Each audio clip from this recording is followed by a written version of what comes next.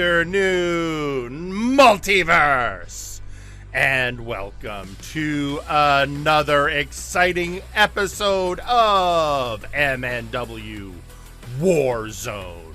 It's the go-home show before Ohio Valley Slaughter. I'm your host, Warzone General Manager Jerry Aldini, and with me in the booth is Mr. Michael. No, he's not here anymore. He became a talent scout. Pete McPherson. You know, muscle memory's a hell of a drug there, Pete.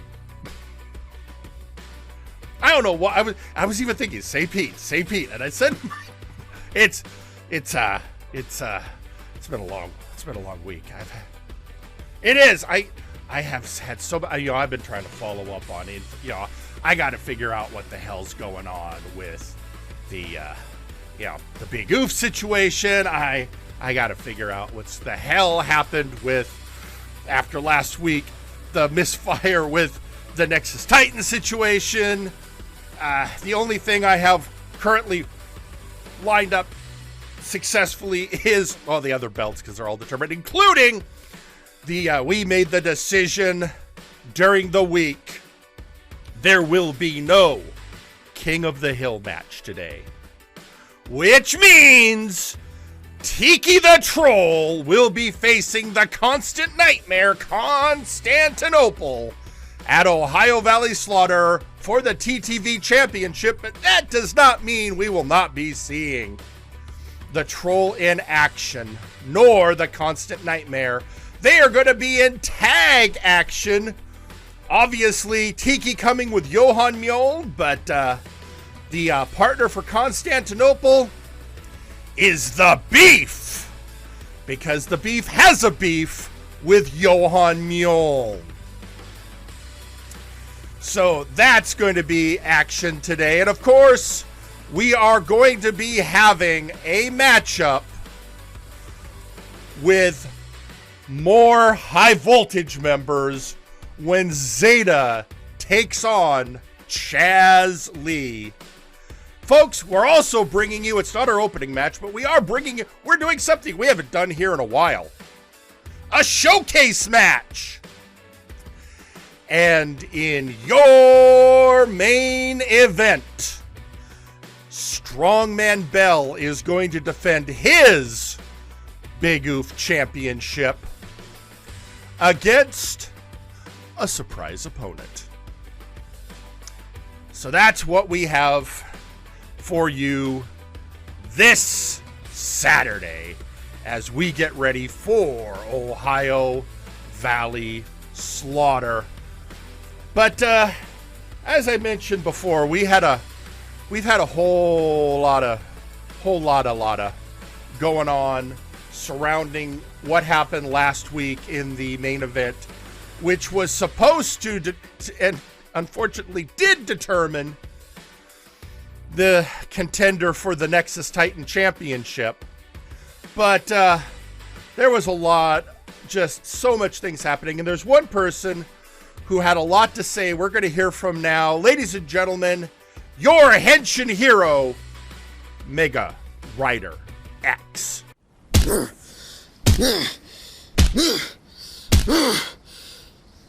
Why? Why is it I can't get it done? I do as much good as I can to be a champ that everyone needs, and yet every time I go for gold, I get so close and come short, and people getting hurt, and dreams getting crushed, all because of these arrogant, sadistic, narcissistic ecomaniacs!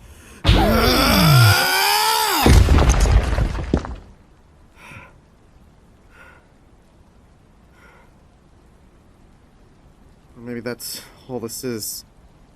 It's all me. Can't get it done. I had brothers who could catch me, and a family who would help. Now they're either gone or moved on as I left. Who am I kidding? Trying to be like the heroes of my world. I can never be anything close to them. I'm alone. week.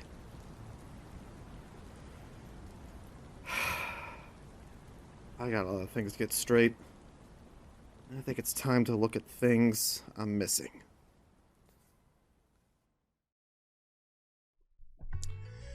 And while we contemplate those words from the Mega Writer, we got somebody else coming out who has some words to say on what happened in that situation last week.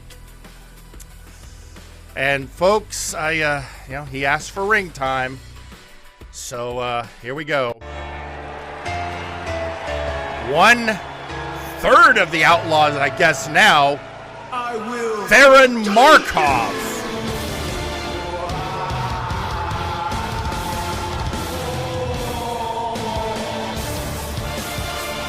And oh boy, this is going to be something.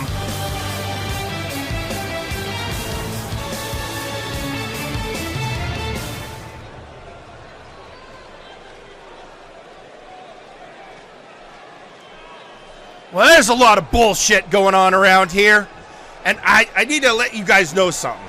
Last week, while Gunner Birch was haranguing my boy Nakano, I was being attacked by Westwind. That's right, the Night's Watch, getting in the Outlaws' business. So Night's Watch, I get it, Night's Watch. You're the good guys. You want to play hero and get in the way of the Outlaws' business. Well, if that's how you want it, then let's do this the right way, boys. Let's do this next week.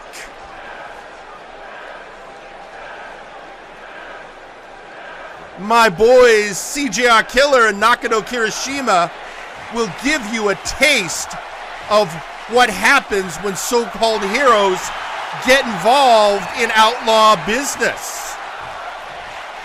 So what do you say next week at Ohio Valley Slaughter? The Outlaws face off against the Night's Watch. Because we play for blood. And I have never had the blood of an angel, but it feels right, and I'd like some. Certainly want to take the blood of a ninja, and hell, maybe it's going to be a man with a bag on his head. I can finally see what's under that thing.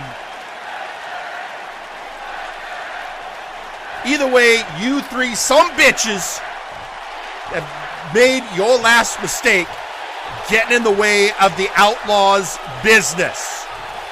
Nakano should be going after that Nexus Titan Championship that I was denied after some bullshit. So since you got involved, boys, we're playing for blood. Well, there we go. Note to Phyllis, get the graphics team to get something ready for the end of the show, because this is going to happen. I'm signing off on it. Why not? I was realizing something interesting last week, Pete, after the show went off the air. Because we're all like, what's going on here? What, Gunner Birch going after Nakano. It's like, at the time it seemed random. Then I thought about it. And then I remembered that Gunner Birch used to be a member of Omega Club. And just because he and Mega Rider aren't on the same team anymore, sometimes those bonds stay thick. So maybe, just maybe, he was out there out of Omega Club solidarity. Anyway, it's a thought. So, but in the end,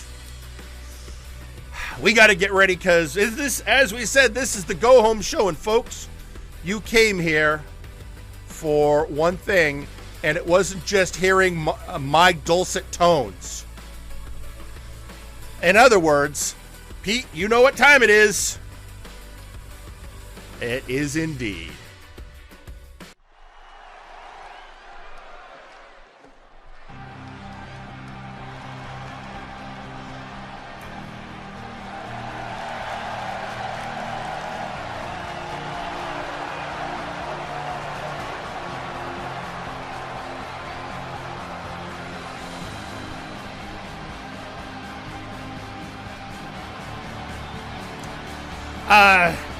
I've just got a note from Phyllis. Apparently your mic got muted somewhere in there, Pete. But it's back now. I think that also affected.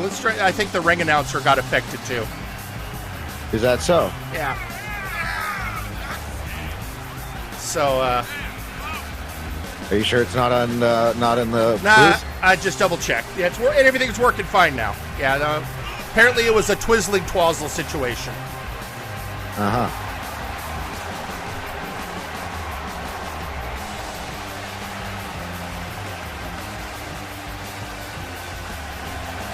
All right. Well, there it is, Daverman.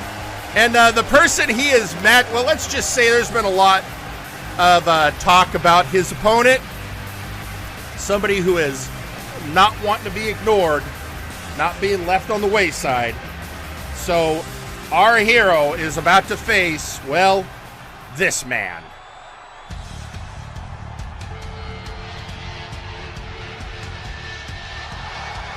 And introducing their opponent, representing Shoot Nation, is Devon. That's right. They faced Spectre Sonata in a best-of-7 series. Came up just a little short, but Devon vowed that that was not going to be the end of Shoot Nation. And here he is now, coming on, getting ready to take on the hero of the multiverse. And it's going to be a contrast of styles, Pete. High flyer versus MMA fighter.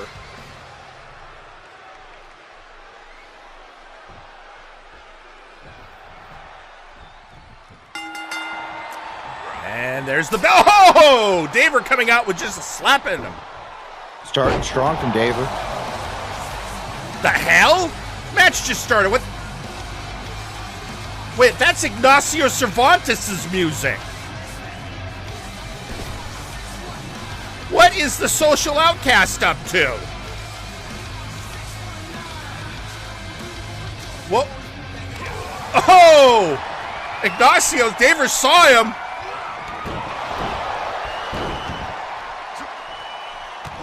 That's what you get, I guess.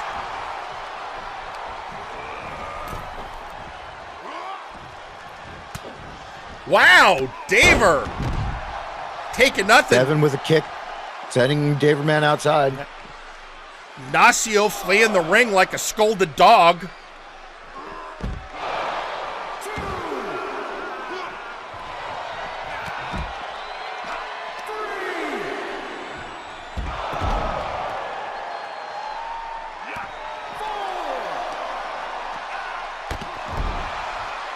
Devon doing some work outside again. Being outside the ring, I would say, favors his MMA background, but never selling Daverman short.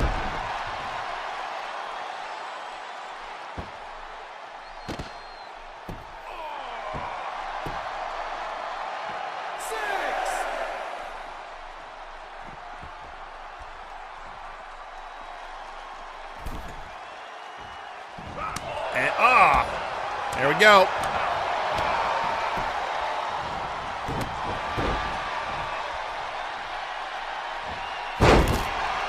And those standing moon sights Daverman favors.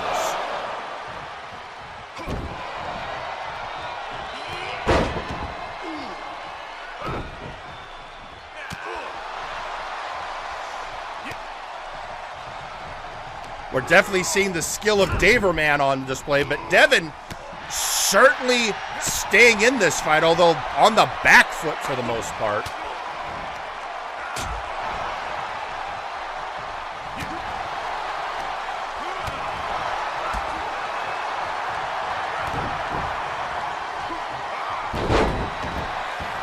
And a head scissor DDT on Devon. And a world's finest. Going in for the pin. Kick out at 2. If Devon had gone down after that combo of the DDT and the world's finest, I wouldn't have been surprised. But up, and away! Actually, that was the shit. Well, that was the up, away.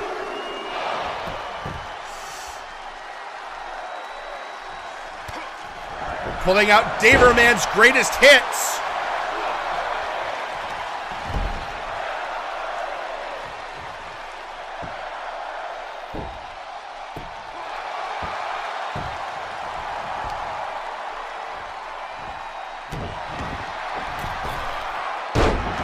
And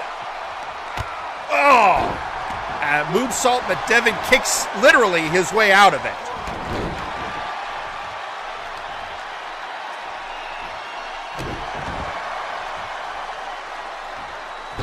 Oh, Devon out of the way.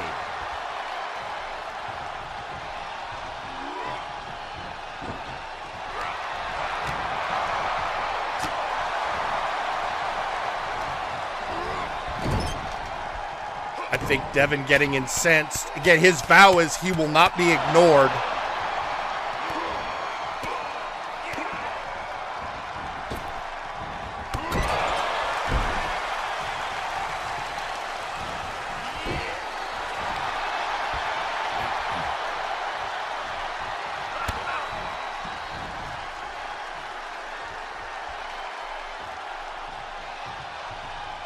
Just chucking him out of the ring.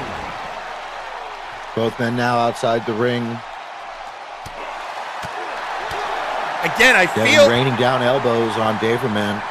Yeah, and Pete, I think that Devon is figuring his MMA background. Again, I said before, probably gives him a bit of an advantage outside. But looking at Daverman's performance, I think he may have overestimated that advantage.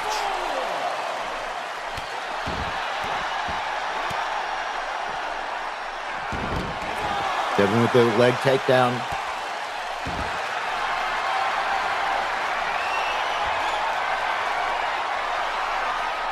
Working that modified tequila sunrise. Not quite a sharpshooter, not quite a tequila sunrise.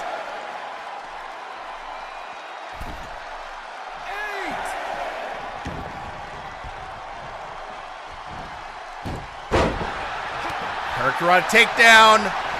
Up. The hero's gonna fly.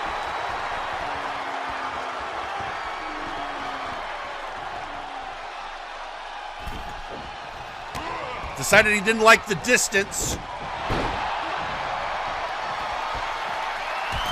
Tries from the other side. A second. Up, and away.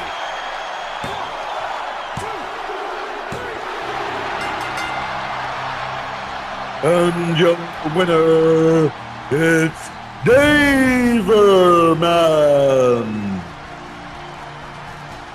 So victory for the hero of the multiverse.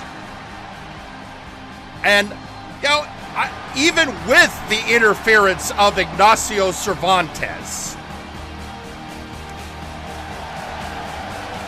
Now, Devon gave a great performance, but Daver was on fire. I suppose reminding the fans here that there's somebody watching out for the little guys. Now, it's interesting because I got a bit of audio here, Pete. It's, well, it's from Ignacio.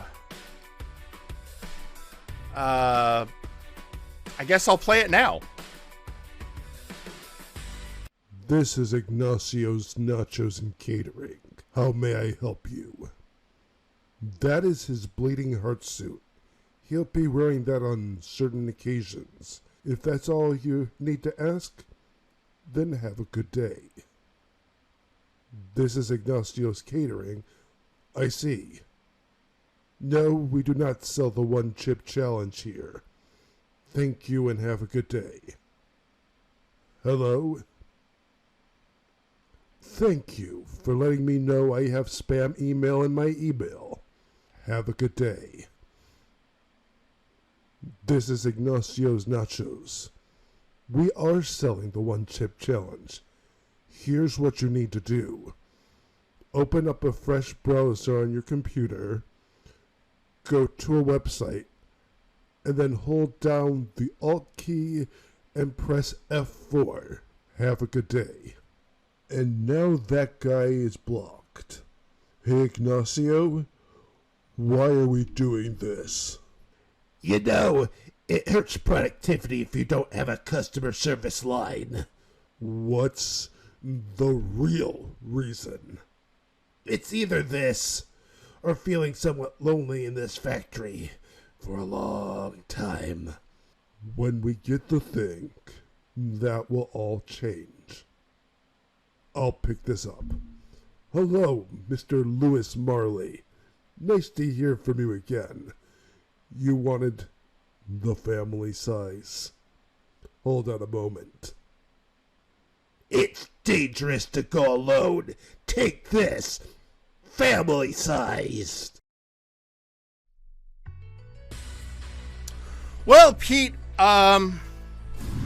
you know, I think of all people, Mr. Butler got the best. It sums up how I feel.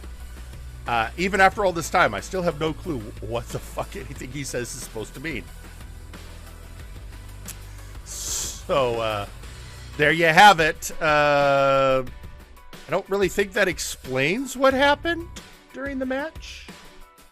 Nope.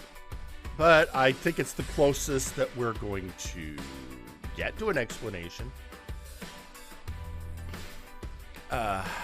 Yeah. You know, I got a great... somebody else asked for some ring time. And so we're gonna go to that now, which hopefully will act as a, I don't know, palate cleanser maybe? Let's go with that. Yeah, let's do that. And folks, because it is the merciless Merc himself, Injustice Jhake.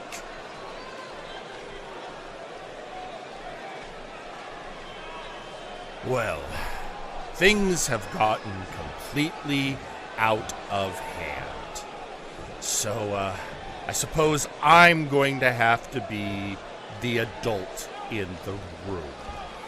Which is fine. It isn't like it's the first time I've been in this situation. High voltage, and I mean all of us. It's time to settle this. This has to end. We can't constantly be a factor of chaos in MNW. I don't know what the hell's going on with any of you. Aiden thinks he's a god. Chaz, whatever the hell with the murder cave. Zeta. Even Wonderball is now getting involved in this.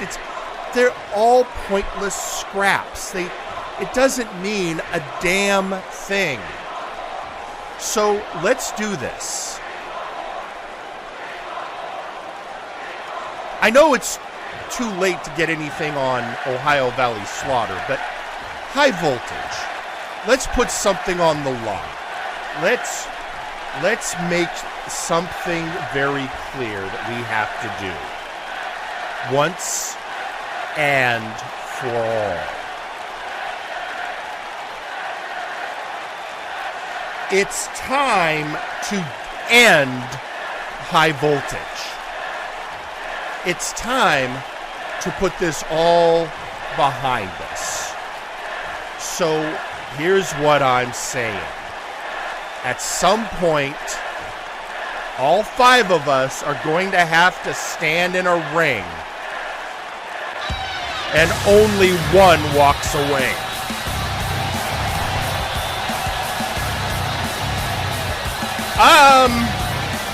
Interesting proposal by Jhake. He's right.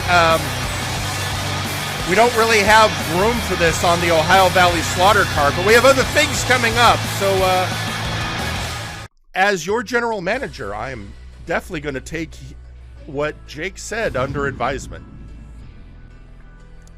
Because, yeah, even today we have a match between High Voltage members. Zeta is going to be facing Chaz Lee. And I will let you know right now, that's not the only time you're going to see the Murder Cave today. Speaking of the Murder Cave. Oh, here. Can I? May I? Oh, you want to read this? Yes, please. Go for it, Pete. Grizzly Adams here to introduce you to the latest Murder Cave invention, the Battle Buddy Body Box. That's right, the Battle Buddy Body Box. Take a body, put it into the Battle Buddy Body Box, and yeet some bitch at someone you don't want to exist anymore, and turn them from an enemy to a body for the Battle Buddy Body Box. All proceeds will go to the Turn That Which Is Behind the Seventh Seal into a Corpse Fund. I'm okay. First off, excellent job with the Battle Buddy Body Box. That's your alliteration was on point.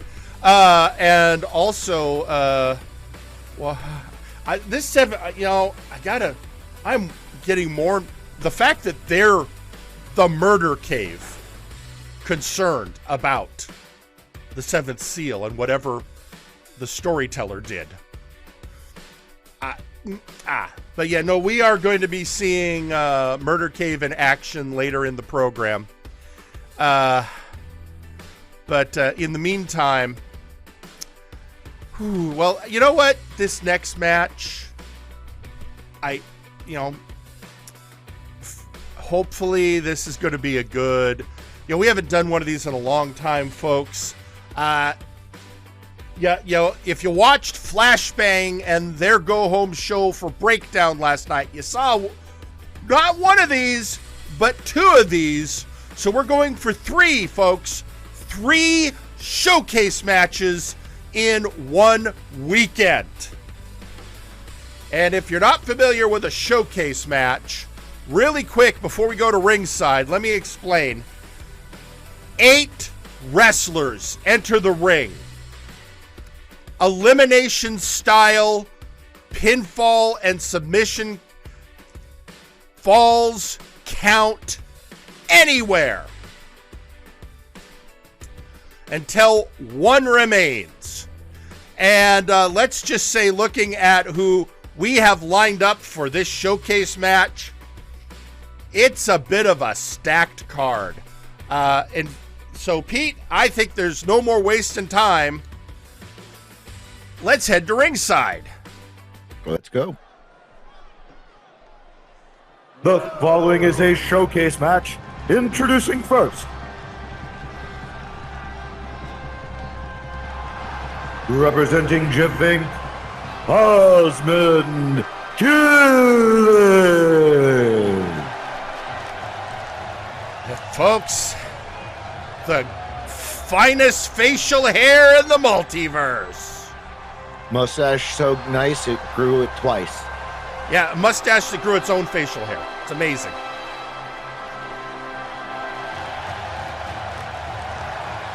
So there you have it, folks. The first entrance in tonight's showcase match.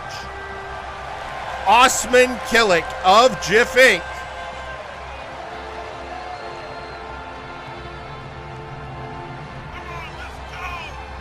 And he is always a sight to behold. And a fine wrestler, but showcase matches always, and I mean always, change the equation. Because you start out, you got to worry about 7 other wrestlers. And then throughout the match, the math changes as people get eliminated.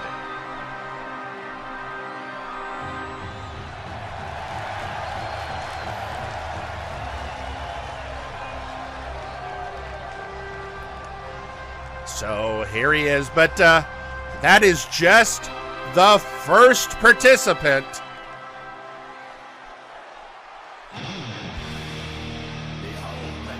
Introducing next,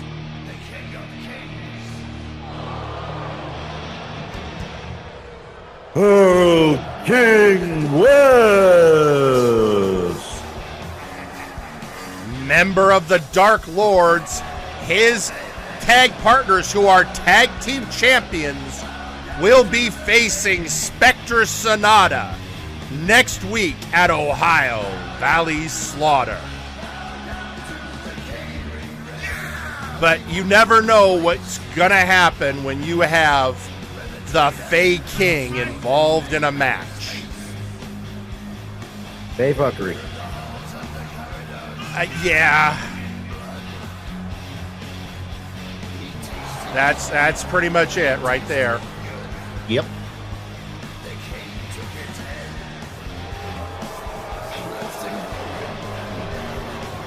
Yeah, you know, I've asked many times if I could send him back over to Flashbang, and I've been told no, we're stuck with him.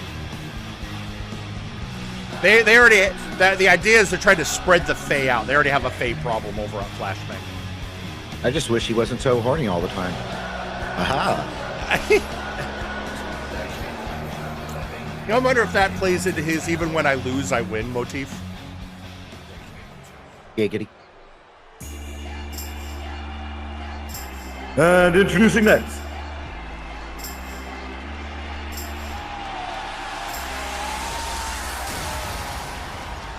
representing the Absolute Units, TJ the Mint Gable. Hey, no one can deny the success that the Absolute Units are having right now, including the fact that they are the #1 contenders from Warzone for the Trios Championship. And we have been, I've been talking with Rabbit about when we're going to make that happen. Because it's got to happen. And, you know, we're just trying to see where to get it in the schedule.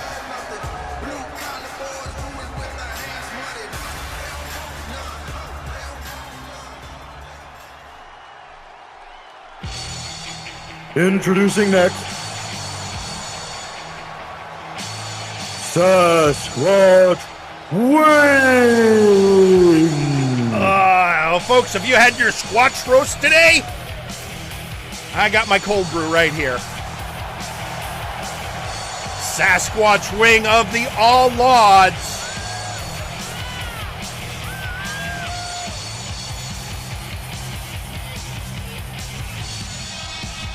The largest wrestler in MNW.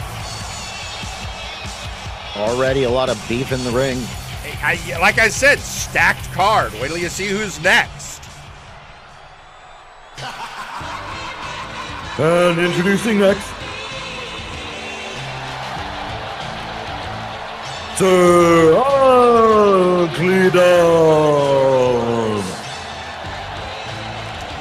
The self-proclaimed supervillain of the multiverse. He is our version of Lex Luthor, I guess. Just recently participated in a submission tournament over on Flashbang. And he is, he is now flying solo since he dissolved Blood Money. Looks like Nakano Kirishima's already found a home with the Outlaws. And as for Mr. Butler, he's been making his presence known. Rattling a few cages, if you will. Yeah.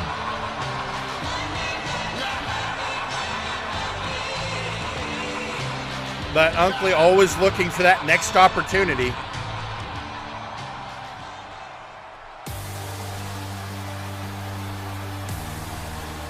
Introducing the next opponent,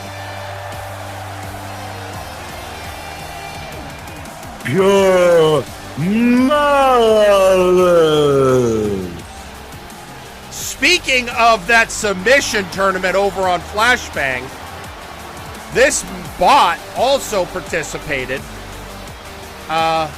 Also, folks, when you leave the arena tonight, there will be complimentary meme ice cream bars waiting for you, courtesy of Malice. Oh, it was very nice of him. He brought it in. Apparently, he can, when he turns to a truck, he can be refrigerated.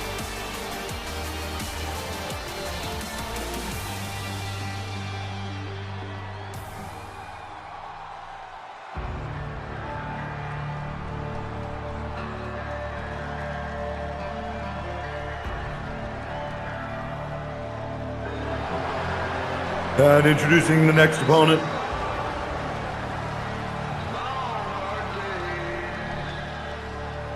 Tyson Smith. Tyson Smith, who is a member of the affiliation group known as Just Nice Guys, along with his friends Kane, Power Surge, and Juan Chance. And no stranger to showcase matches. This guy, he's gone through a lot in the last few years, and it's actually kind of nice to see where he's come out on this side. It's almost a brand new person, you could say. It's been a long road for Tyson.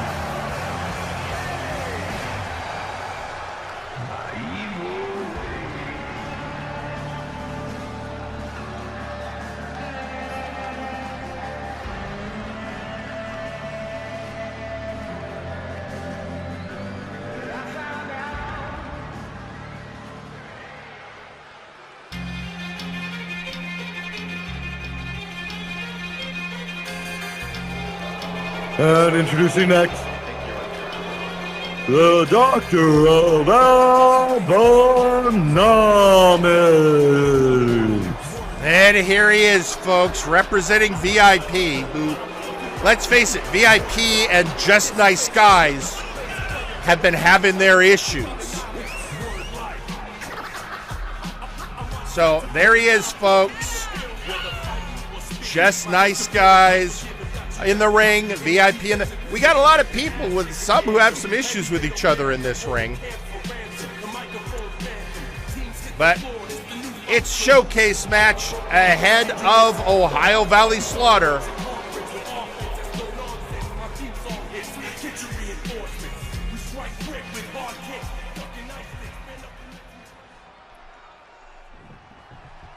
And we're off. Now, for those unfamiliar with the showcase match, it does start off pretty chaotic, as you can see. You're correct, Pete. You know, it's everyone initially just sort of pairs off. Right now, we've got Uncle Dunk going after Osman Kilik. And Kilik gets out of that. Malice going after the Mint. What a shock. Member of VIP going after a member of JNG. And Sasquatch headbutting a Fey King.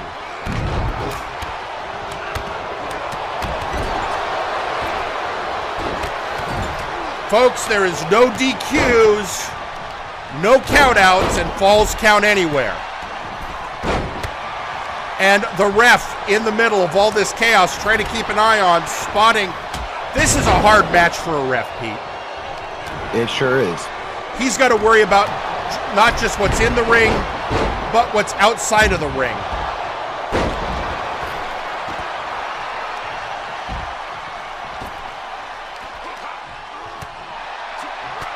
And looks like, all right, and now he's got to be out of the ring because no one's in the ring.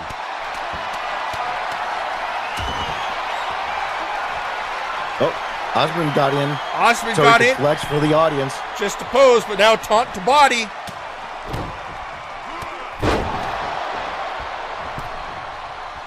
Tyson coming back in now, but outside you've got the age-old question, who's going to win in a fight, a Transformer or a Sasquatch?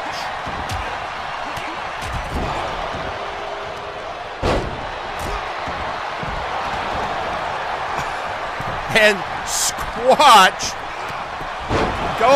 almost got a pinning predicament on Malice, but Malice kicked out before the ref could get there.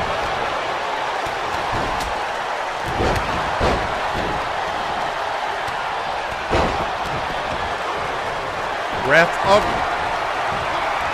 Money clip on Osman Kilik, but TJ has a pin on Alba, but the ref is paying attention to the submission situation. Now going to count the pin, but at that point it's when Albatross decides to get out. Erlking has Tyson up and down. Now he's going for a pin. Kick out at 2. A lot of pin attempts going on here. A lot of submissions going on. Second money clip on Osman Kilik.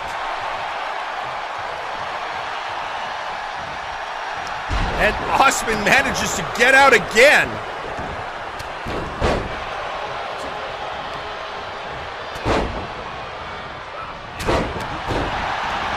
And right now it's basically everyone hitting everyone.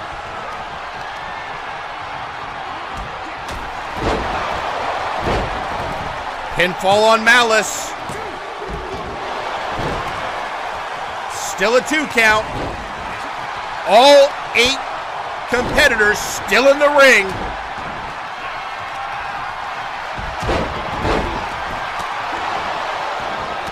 Oh! The crawling headbutt on Tyson, but Erlking in there to mess it up. And now, opportunistic pin by TJ the Mint Gable. Not able to capitalize. Oh, a Maker's guillotine on Uncle Dunk, but the ref, it does see it.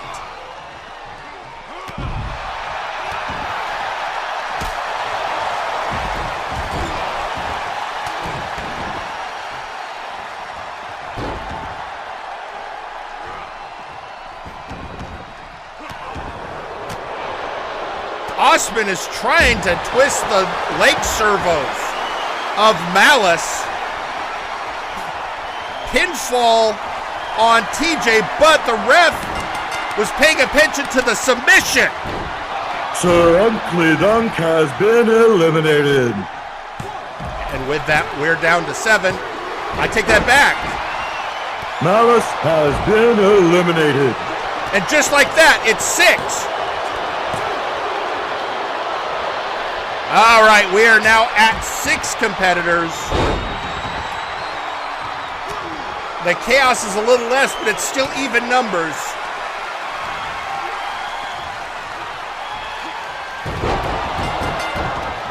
Tyson Smith has been eliminated.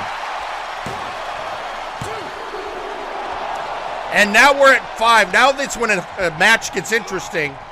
When it's odd numbers, it means there's always going to be a double team situation, or someone's going to be at a disadvantage because it's not just one-on-one anymore. And it looks like Osman's been broken open.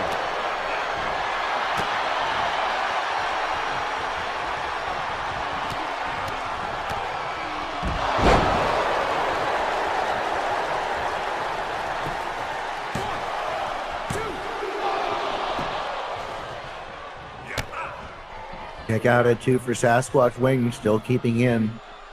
Right. Oh, what is Tyson doing with Osman? Deposit him on the outside. TJ getting on there, going in for the pin.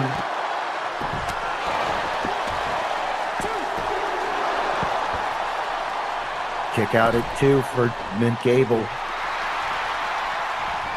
And the Doctor of Albinomics just posing in the corner now, going after Osman, but that didn't go well for him, although, the Janissary sling on the Doctor of Albinomics. TJ hyping up the crowd. Now Sasquatch going for the pin on Erlking. Not able to get a pin count in time.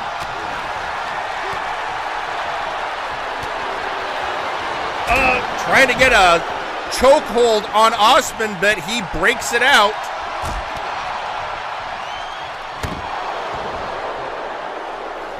But yeah, we've got essentially, oh, and the doctor just taking a rest.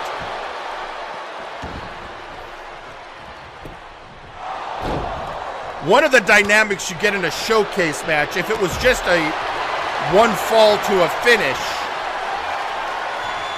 you would see wrestlers breaking up pinfalls. But here, it's advantageous to let somebody pin your opponent since it's elimination rules.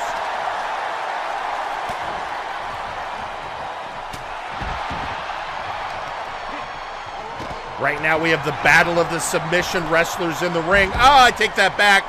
Osman just tossed Alba out.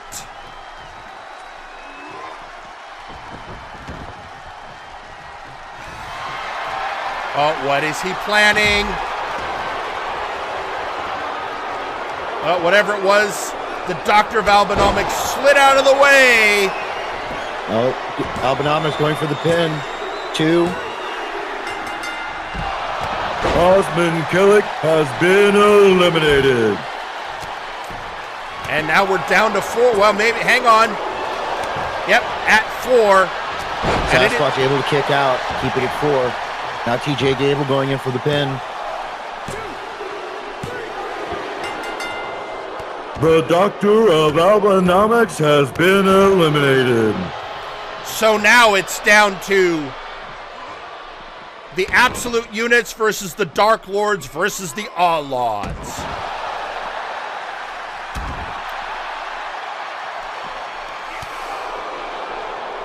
And it could be any of these 3.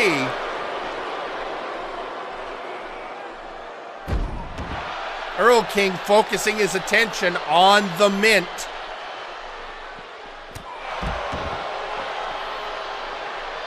Discus punch from Erlking. Now Sasquatch taking his turn at TJ, but he's countered, interrupted by Erlking. Both TJ and Squatch thrown into the chairs, or the stairs, and the Fake King going to the other side of the ring. Taking the long way to get there, perhaps toying with his opponents. Oh, or DDT, or just doesn't want to be thrown to the stairs himself.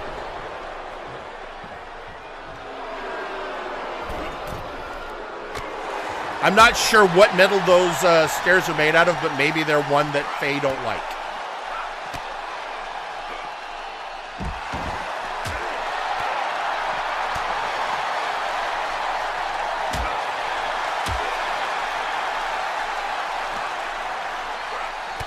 And just breaking the back and yeeting.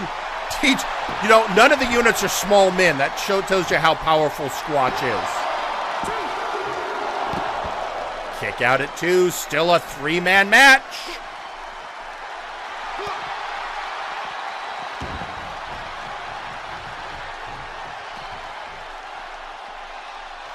Squatch trying to suplex the Mint. Makes it. Now Luthez pressed on Erlking.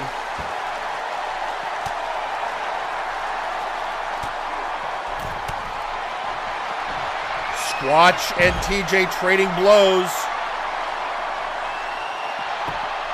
Faking in position. But kick out at 2. Now he's going after Squatch.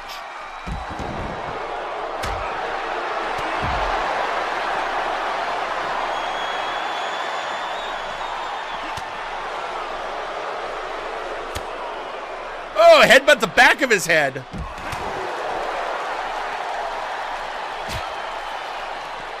Back in there, lighting guy just thought we needed a spotlight.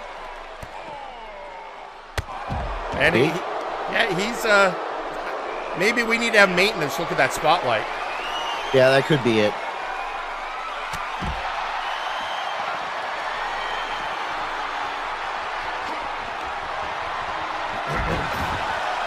Mint gets out of that predicament from Squatch. Erlking picking Squatch up.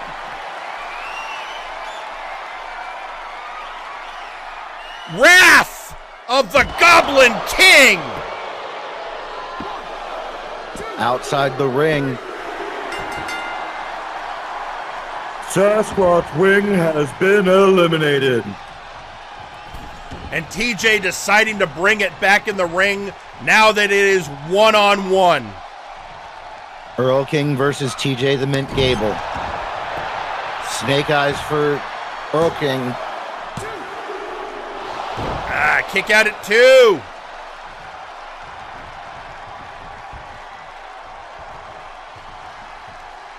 And this is when it gets interesting, folks. Oh, TJ going for something, but Erlking powering out. Now Erlking kind of got him in the same predicament. Oh! Yeeting him out. Tossing him outside. Going for the pin. But what's the ref is okay, 1.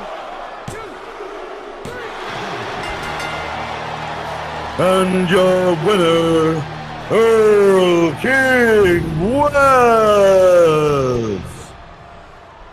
Folks, he's going to be crowing about this for weeks. I don't know, that ref seemed to be acting a little weird there for that pin count. I know, it was something was off. Took him a minute, like he was stunned or something. But there you have it, folks. The winner of the showcase match going into Ohio Valley Slaughter, Erlking West. I mean, technically that is a win for the Dark Lords heading into the pay-per-view. And That it is. as we said, they will be defending their tag team championship belts against Spectre Sonata. So that is that's always the question. What's going to be happening going in to a pay-per-view? But well, this next, we've one thing I expect. I know this happens a lot. Going into a pay-per-view, a lot of people want ring time. This was a little last minute, but at least he asked. So we're going to head to ringside now and hear from, of all people, well, representing VIP, it's Suplex Sam.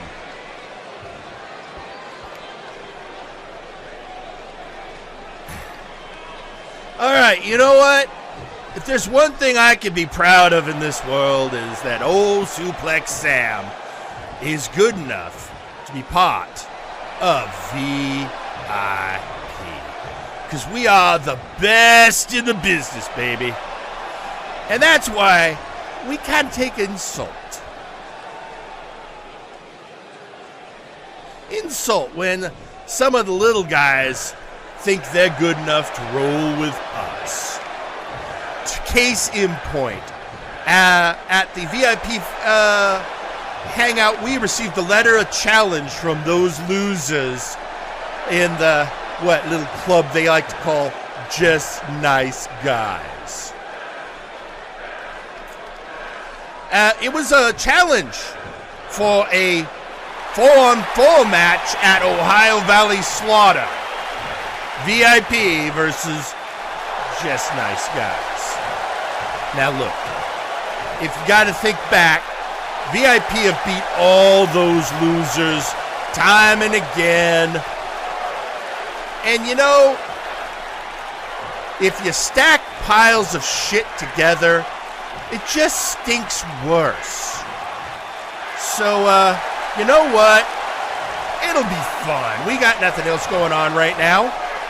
So yeah, VIP will take out the trash that is known as Just Nice Guys. And we will make sure that Ohio Valley Slaughter lives up to its name. That's right, baby. We are gonna crush these nice guys in their nice guys. Yeah, you get what you got that. Anyway, so come on, boys, enjoy your last minute, and because I promise you, it's gonna be a slaughter. So I did receive a copy of that letter, Pete. I'm signing off on it. At Ohio Valley Slaughter, it is indeed going to be VIP versus Just Nice Guys in 4-on-4 action. And I want to clarify, I don't know what Eldrazi was trying to pull when he was in the ring, but the Outlaws versus Night's Watch match at Ohio Valley Slaughter, it's a tag match, folks. It's a tag match. Yeah, that makes sense. Yeah, it's gonna be two of them, and you know what? We'll just let them happen. So anyway, but yeah, VIP versus the affiliated group known as Just Nice Guys, which Juan Chance, Power Surge, Tyson Smith, and the man they call Kane. Well, we gotta. So I was teasing this match. You know, we got another match coming up because we heard earlier this evening from the official account of the Murder Cave about a new product they have. But, and that coming from Grizzly Adams, but there's other members of the Murder Cave. Of course, later in the show, you're going to see Zeta take on Chaz Lee, but other members of the Murder Cave have something to do today. And, well, it's our next match. So I think the thing to do right now is let's head to ringside and get it on. Let's go. The following match is a tag team match scheduled for one fall. Introducing first, coming to the ring, Seth Justice Jackson. There he is, folks, the leader of Jeff, the man who's been investigating who it was that attacked R. Sawyer at Multivania dressed in an outfit reminiscent of a former MVP of MNW. But sometimes he's got to take time out for wrestling, although he'll probably be asking his opponents questions.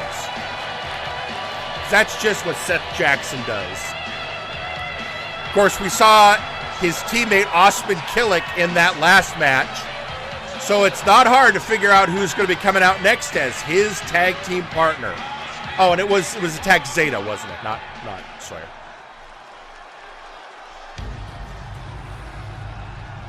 And introducing their tag team partner,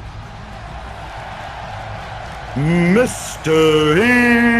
Enigma. MNW's own man of mystery, Mr. Enigma. He has, on the microphone, I think, said he's said one sentence and one paragraph. He is a man of action, not words. We still don't. News were probably written by a Ghost Rider. Yeah, and we still don't know whose face is under that mask.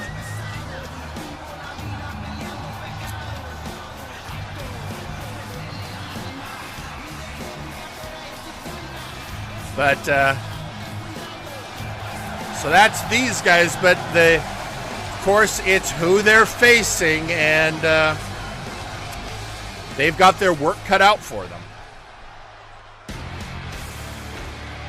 And introducing their opponents,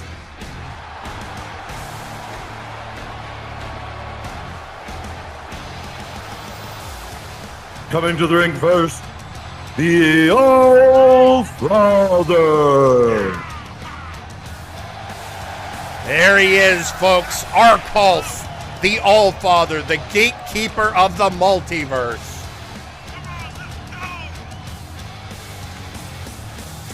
The man who brought the Inquisition down on our heads. And you know what? If you ask him, he still says it was justified action. And of course, as for his tag team partner,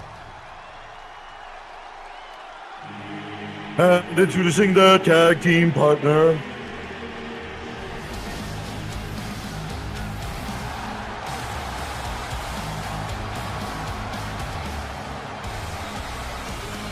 It's Grimm. One of the robotic doppelgangers of Dr. You know, technically, I think this makes the Murder Cave a 5-person faction. You've got Grizzly Adams, Chaz Lee, Dr. Grimm, Arkolf, and the Grimbot. Oh, Jerry, Grimbots aren't real people. No, but they do a lot of wrestling. Haven't you heard of Avatar? That's true. I'm just always worried, what do they program it to do this time? Win, hopefully. Yeah. My question is Seth going to try and interrogate the Grimbot? And if so, how's it going to answer? I feel like the first person to go binary would not be the Grimbot. Probably not. And I don't want to hear Seth talking ones and zeros.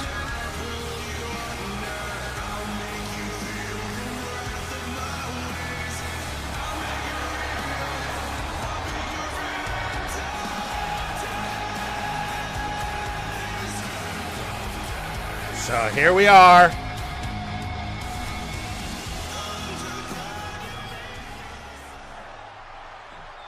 And starting out, it is going to be Seth versus the Allfather.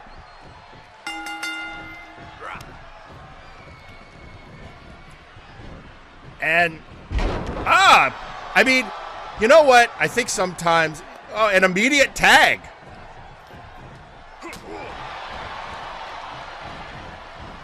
Because there's a change up. Seth's much more of a striker and a suplexer, whereas with the man of mystery, Mr. Enigma, he's a submission wrestler. He's also in the wrong corner, but gets out quickly. He knew that.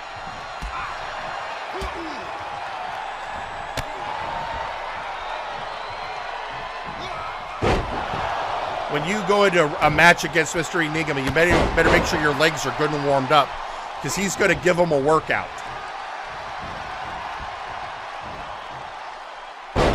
Oh! Sit down power bomb.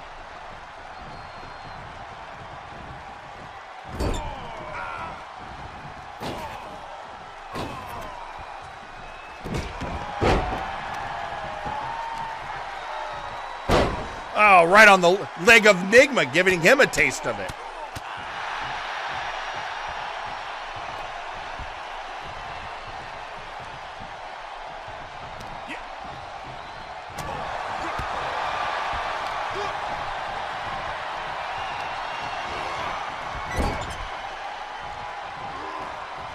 And now Grimm versus Enigma, or Grimbot versus Enigma.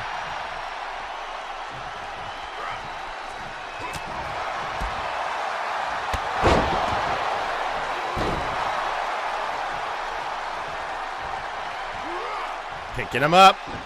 Up. Enigma slips out.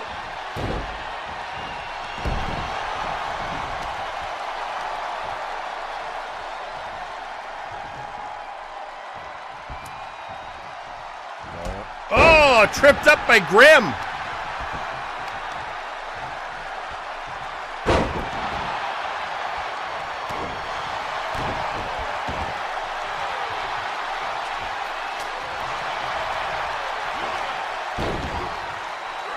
And again, working the leg.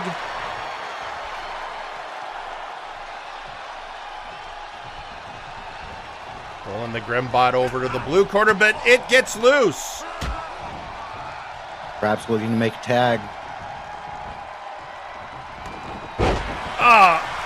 Arm drag takeover. He was I think planning a Canadian destroyer, but got tripped up by the Grimbot again. Seth over there yelling for Enigma to tag him.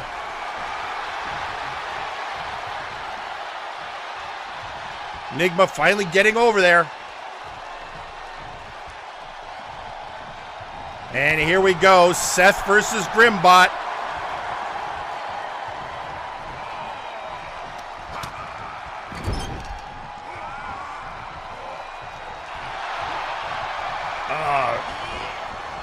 Choking him with that top rope.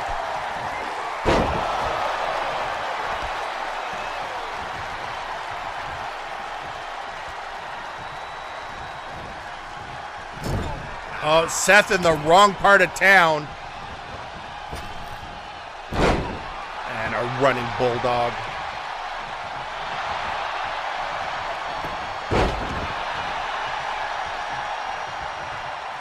And yeah, I don't know if you can tell, but I can see Seth is definitely talking to the Grimbot. And Markov just comes in to stop Seth's momentum. Even though, oh, I guess there was a tag. It must have been a quick hot tag. I didn't see it. Did you see it, Pete? No, I must have missed it. But the ref's letting it stand.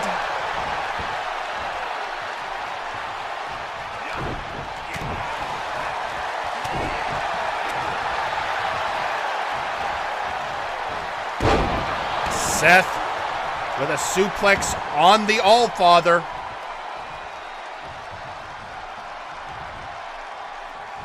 And now Nigma coming over. Nigma had been doing some work on his legs to see if that pays off. Well, we're about to find out, folks. It's the silent treatment. Broken up by the bot.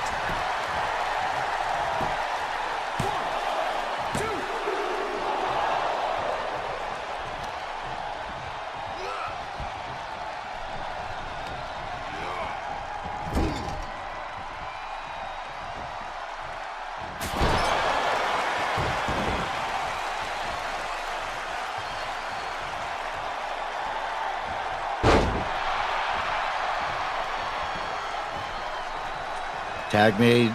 Seth coming back in. Again, Seth and Grimbot in the ring.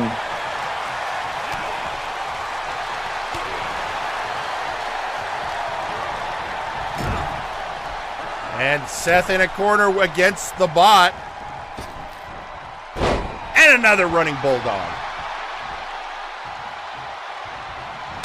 Oh, the claw! It's got that claw slapped in on Seth. Kick out at 2. That is one way to get Seth to stop asking you questions.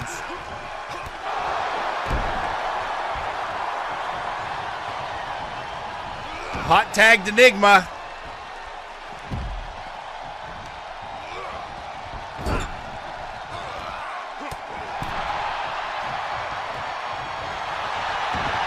Oh, he's got him wrapped up, and the silent treatment.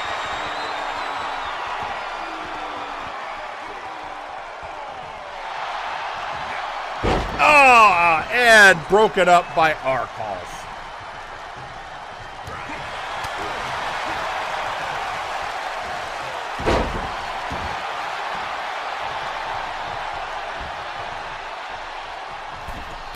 And oh, he's going up to Brett's rope.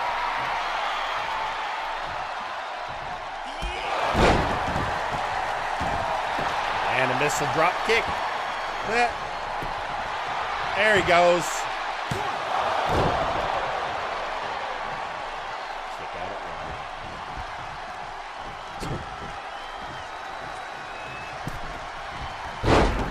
Oh, going for that arm bar.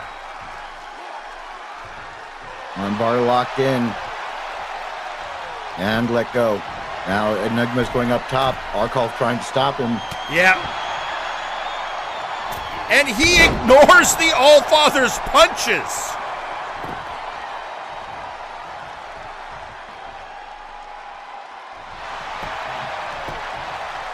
Seth going in for the pin.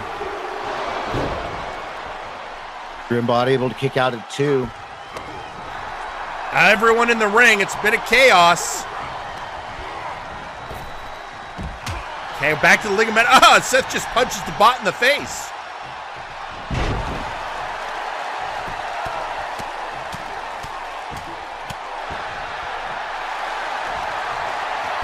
And getting him in an arm bar again. They're going for the arm of that bot a lot.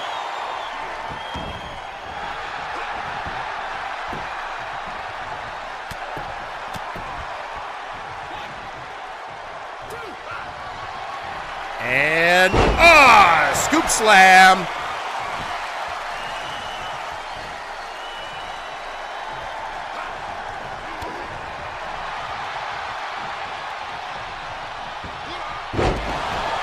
Oh, well, that's got to wrench your neck.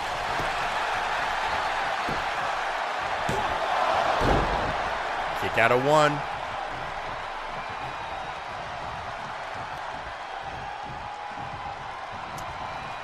And once again, the Allfather versus Seth Jackson.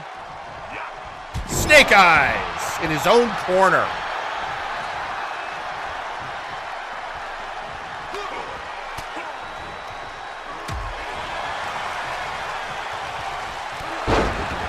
And a clothesline from hell. Tag made to Enigma. Enigma going for the pin. Kick out at 1.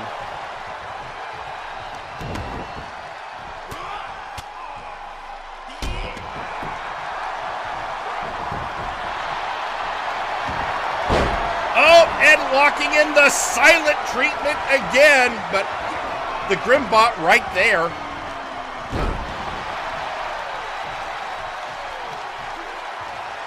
Seth knocking down the Grimbot. Enigma working over the Grimbot.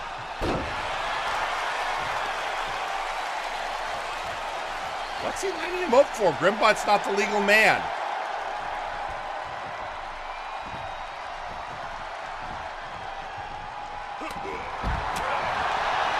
Early in Enigma, that Enigma. Indeed.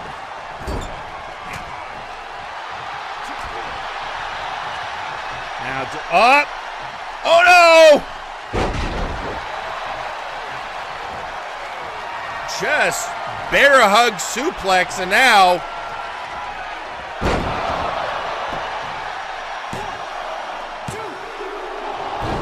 kick out at 2. Feel the Allfather is now getting frustrated with Jeff.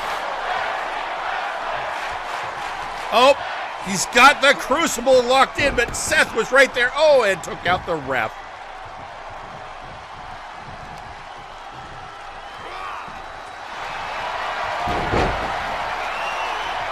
And again with the Crucible. And again, Seth Jackson right there.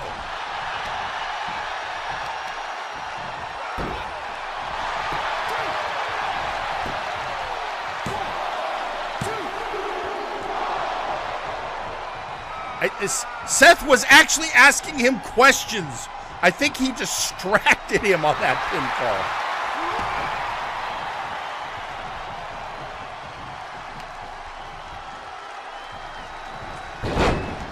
Markov reverses into a DDT. Brings in the Grimbot, who immediately goes for the claw.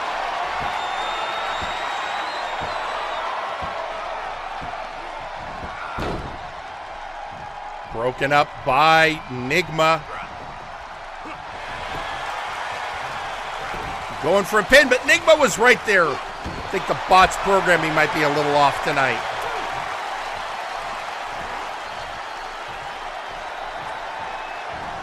Just throwing Enigma out of the ring. Now he can bring Arkoff in, who can focus on finishing off Seth Jackson.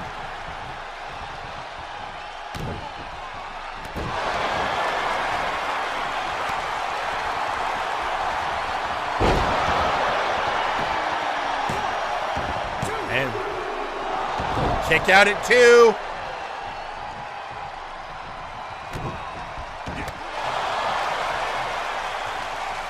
in the middle of the ring, the Crucible.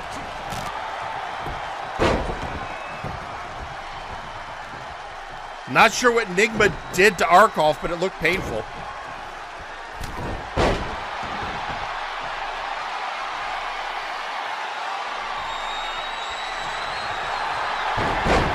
When he's putting Enigma in the Crucible, but Enigma's not the legal man.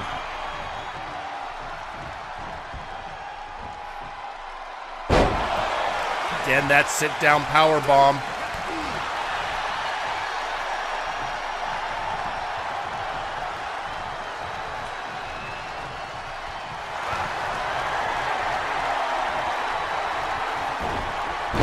All right, and that suplex neck breaker.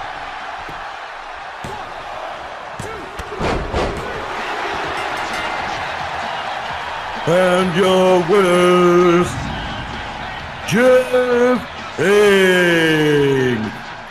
Well, that was a hard-fought battle.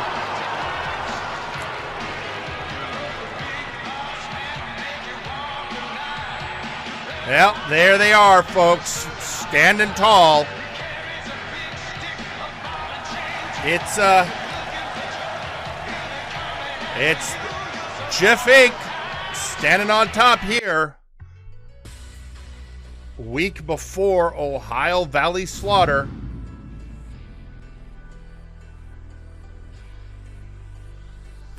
Before we get, before we get into the next thing we got to deal with, we got some social media that we want to cover. First off, from Kelly tweets, "I'm like so glad I don't do showcase matches anymore. When you in there, the worst thing that keep happening is a punch to the back of the head where you can't see. That shit hurts." True, Kelly used to be the queen of the showcase matches. And by the way, folks, we will be seeing Kelly in-ring action after the commercial break. Up next, we have Tyson Smith, who went to the backstage interview area, and we have a clip of him saying, "Ohio Valley Slaughter VIP this spooky season, we're going to put you in the ground.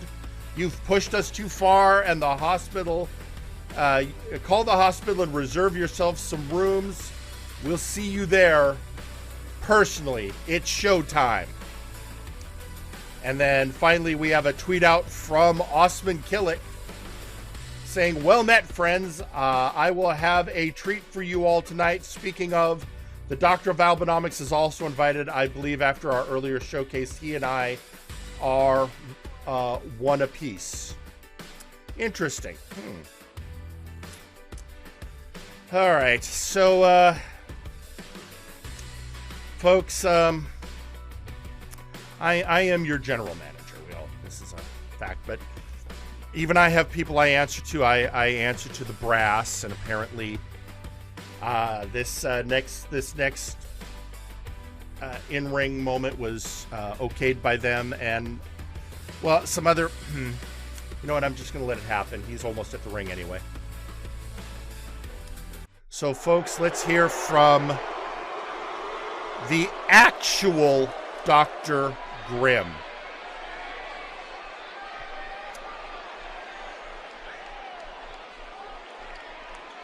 Oh, greetings, Multiverse. So, there's a burden when you're the smartest man in all reality.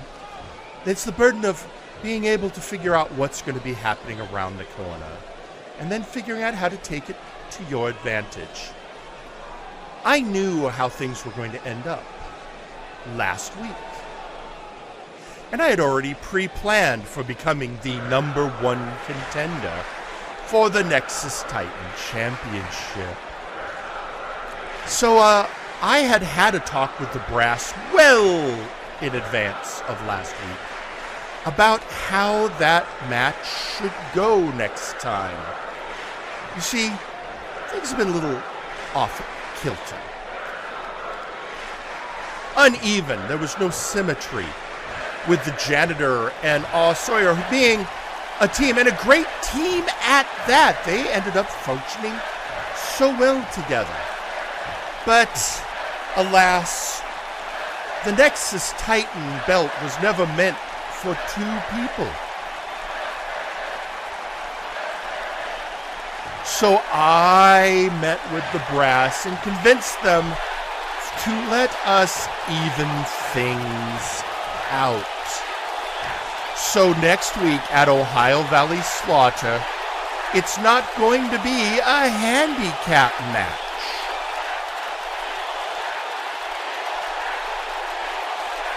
It's going to be a triple threat. The three of us will enter, but only one of us will exit the Nexus Titan champion. So, Janitor, Sawyer, you've been a great team, but answer me this question. Can you really trust each other? Yeah, folks, and I have that confirmed by order of the brass. Next week at Ohio Valley Slaughter, it will be a triple threat match. Dr. Grimm versus R. Sawyer versus the Janitor. And only one of them will walk out with the Nexus Titan Championship. So that's going to be one to watch, because Sawyer and Janitor, as Team F-No, have been functioning so well together. But now it's going to be them in the ring vying for the championship with the wild card of Dr. Grimm. Well, folks, we have a lot more exciting wrestling action for you here on MNW Warzone. But it is time for us to pay the bills. But when we come back from this break, it will be action featuring Kelly of the Night's Watch taking on Tigeri of the Troll Train. We will see you for that match after these messages. The following message has been paid for by blood money. Have you ever witnessed a beloved JRPG mascot get brutalized? Oh my god! Perhaps a kawaii character from one of your favorite anime has been through a grueling battle. Or perhaps some jackass just gets off on inflicting pain to them. Well, don't just stand there. Pick up the phone today. Hello, I'm Mr. Butler from the Kawaii Universal Protection Organization. Here at Kupo, we provide treatment and recovery for all kawaii creatures of the world who have been put through the ringer. Our facilities include therapeutic counseling sessions. Alright, Inferni, calm down! I'm not Paul! Why did we sign up for this? Exercise regimens for full rehabilitation. Holy Jesus! Run! No! Damn it, I told you not to mix up the greens in their diet! And of course, our serene and peaceful med wards. Oh, sweet unholy heaven, who let the Tonberries out of the secure way? Yes, indeed, we spare no expense to ensure the safe recovery of our beloved mascot patients. So don't delay, call 555-KUPO today. That's 555-KUPO. The preceding message has been paid for by blood money. Only those with the right card and the right tastes are fortunate enough to be admitted to the Crimson Cabaret. It is where the most desired, most talented of souls entertain our exclusive club members. We offer 2 levels and live music, be it the voice of a starlet or the company of a charming server. We cater to all tastes, and we are sure to satisfy. So tell us, what is it that you desire? This is the grand opening of the Wild Fang Coffee. Here you can feel safe with your baristas trained in popping a cap in a dude while crafting the perfect cup of coffee. Each has spent 6 months in combat training and trained by Ramsey himself, the National Coffee Chief. They strive for perfection in every cup. And remember, Wild Fang Coffee. Come steal from us. We dare you. Seth Jackson here with the Man Dapper. Have you ever been scheduled for a singles match only to discover your opponent is Helix sucks? Have you ever been powerbombed so hard that your bowels come loose from the intestinal lining? Well, if you said yes to any of the following questions, the Man Dapper is here for you. With super absorbent anti-Hershey squirt technology, we have you covered, no matter how quickly you are plummeting towards a splintery potluck table from the 80s. The Man Dapper, because your ass is a winner.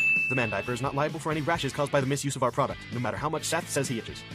When you're the type of guy on a hot summer's end day, taking down every son of a gun that ever did you wrong, the first and last thing you ought to do is have that victory smoke.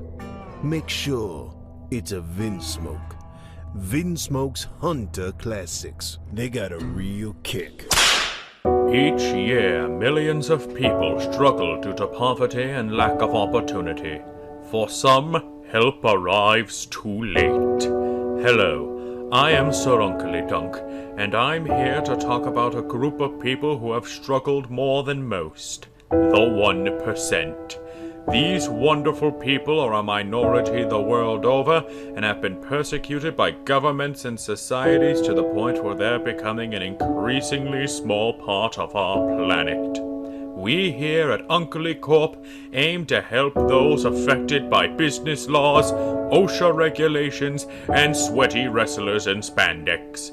If you make a donation today at 1-800-GIMME-MONEY, we can end the suffering of the rich minority around the world. That's 1-800-GIMME-MONEY. Make your donation today.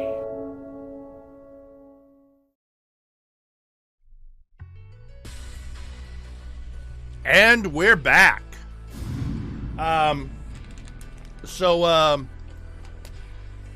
Phyllis got called away by, there's something happened, family emergency, gonna go, and I need somebody I trust backstage, running the circus, so I had to send Pete back there. So that's, anyway, but the show must go on, and I promised you a match before the commercial break, and I keep my promises.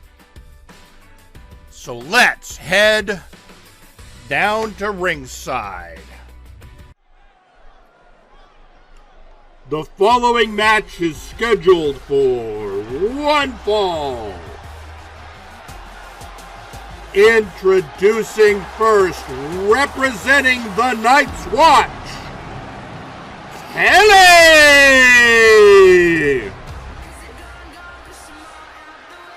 One of the most accomplished female wrestlers in the business and manager of the Night's Watch, Kilik!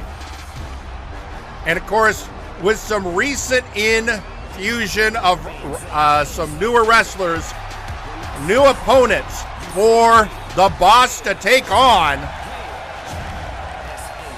she has been at one point Warzone's queen of the showcase, but now she has to take on a queen of a different type.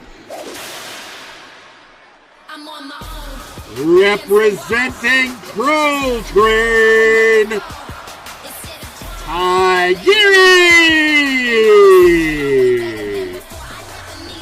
And the boss faces the Amazon warrior, Tigeri.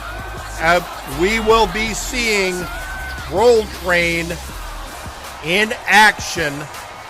As a matter of fact, the very next match after this one will feature Tigeri's husband, Johan Mjoln, and their teammate, Tiki the Troll.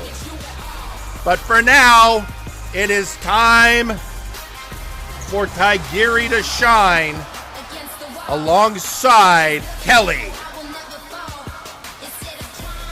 This is one of those I'd be asking Pete who he likes, but he's backstage trying to keep track of everything.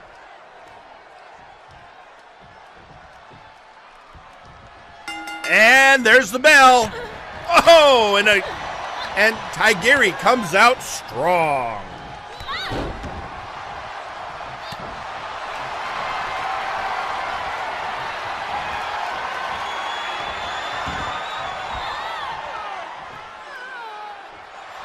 Chokehold, but Kelly gets out. Oh, kick blocked by the Amazon.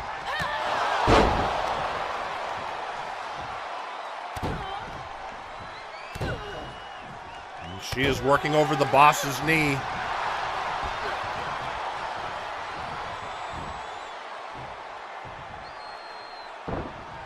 Going for a slam, but Kelly manages to float out and get a suplex.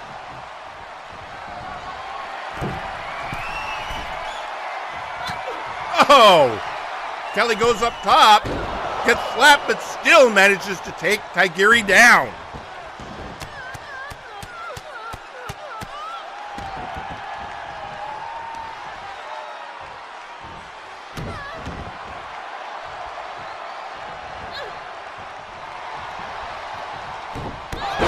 Oh!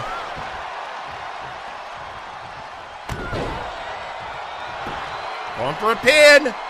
1, 2.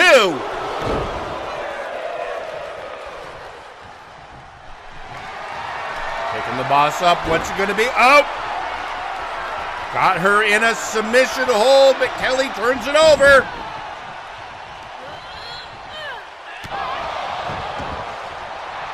Oh, Gaia, impact.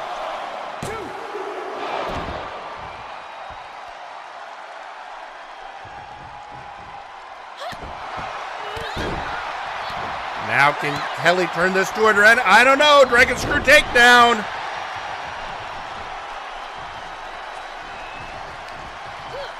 And a jawbreaker.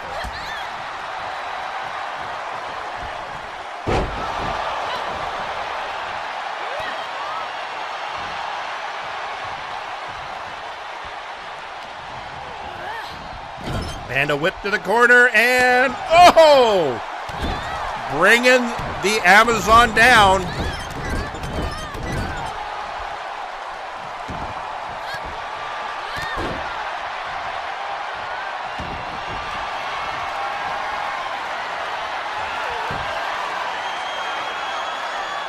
In that tequila sunrise, is she going to hold it?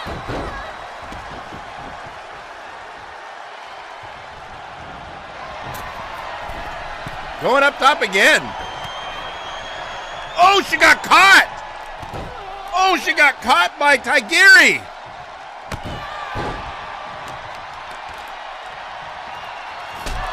Ah! Celine's sleep, and it wasn't enough. Only a 1 count.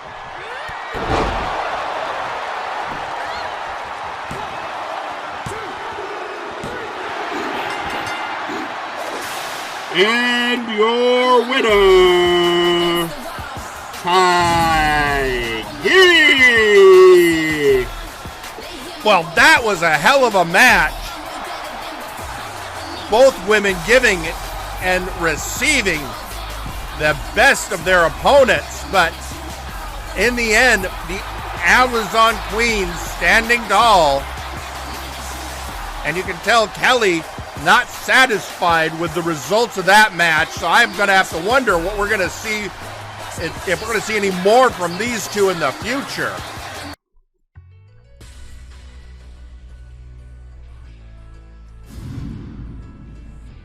So there you have it, folks. What a match. Well, we have, of course, a lot more action to go here. We are far from done. And as promised, as we're getting ready for this next matchup, it is going to be Tigeri's partners in the Troll Train facing off against a team-up between the Constant Nightmare Constantinople and the Beef. But before we get to that, there's some other things that have been going on.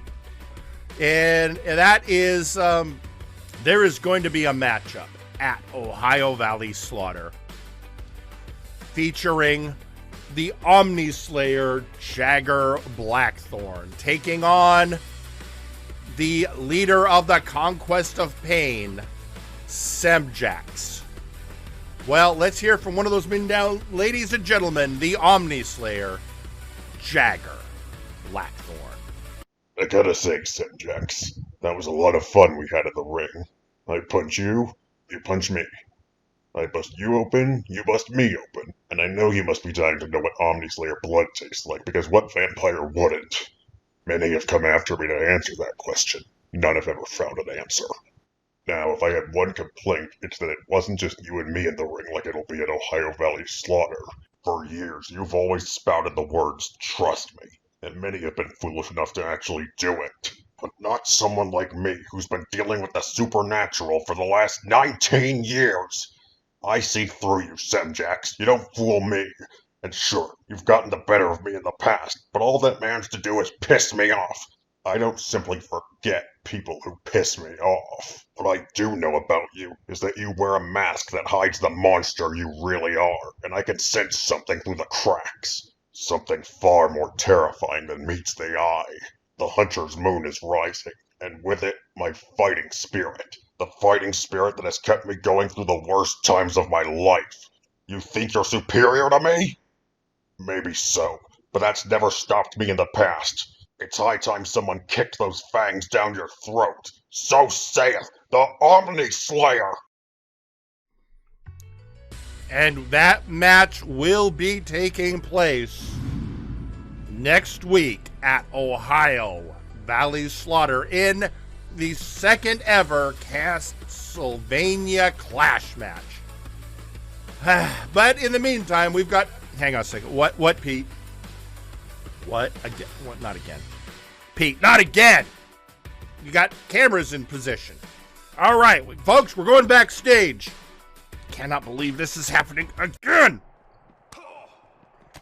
But you have Mr. Butler attacking Charcaradon. Why? Most of the others I get, but what? They faced each other before?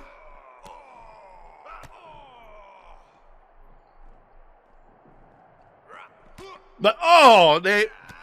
All right, so we've got Mr. Butler going after a shark demon. Because, okay.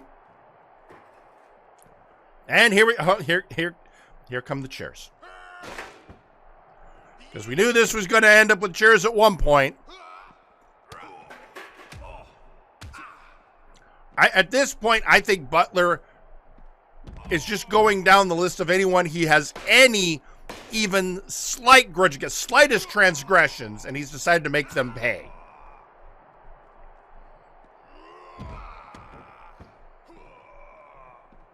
And but this is Charcaradon. I mean, he is literally a shark demon. I want to be clear, that's not a shark possessed by a demon. He's a shark demon. I think that's how it works. Look, I don't know. I just recently learned how to finally pronounce Takasatsu, so give me a break.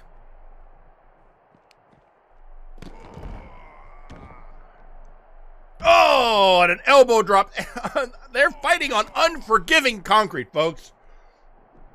Pray you never have to know what it feels like to do this kind of fighting on unforgiving concrete. It hurts. The only person I know on the planet who actually enjoys it is apparently Aiden Zero.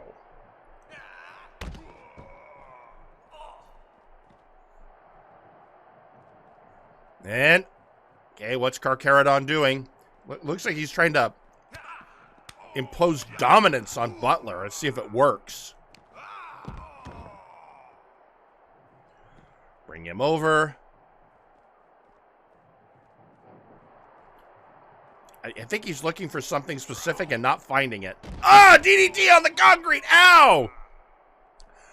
I mean, Butler is going crazy and running roughshod in the backstage, but still DDT on concrete.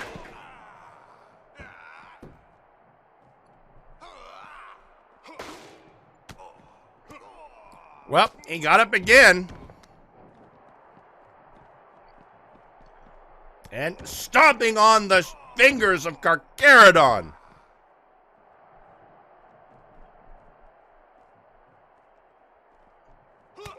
Oh, and now just punch it. And a headbutt. Mask to mask.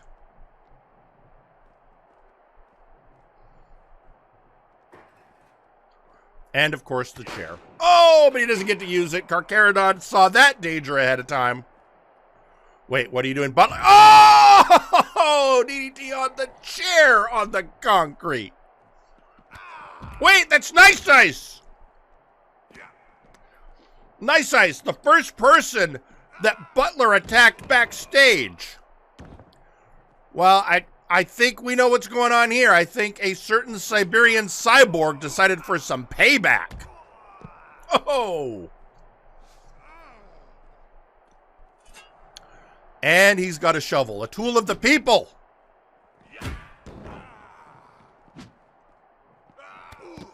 Oh. And a big boot from Butler. And Butler is claiming victory, and Nice Ice is telling him no. I think we're... And now what? Butler's turning his back on Nice Ice? The hell? What the actual hell? All right, I don't know. But I got word from Pete. He is working at establishing some sense of order backstage while keeping safe, because, you know, look, I still owe him for that whole big oof situation. So yeah. Anyway, going over some social media. First off, I got a text here from Kelly saying, "Wait, do MNW have concussion protocol?" We absolutely do, Kelly. Go after that, man. Go see the medical staff. You get checked out. We have also, if you need be after that match, you know, we have a chiropractor backstage. Take advantage. It's all fine. It's all good. And then the other thing we got going on is, oh, now we're getting a tweet from Mr. Butler, because this little guppy has been taking shots at me for years. That's why. All right. It's a reason. Well, at this point, that's fine. I think the important thing to do, we have other action to get to. This next match has a lot going in because it involves situation involving title shots. It involves situations actually revolving around the Multiversal Heavyweight Championship. But I can explain that to you after we get down to ringside. So let's do that right now. The following is a tag team match scheduled for one fall. Introducing first, the team of Tiki the Troll and his partner is the Son of Thunder, Johan Yom. Together, they are the Troll Train.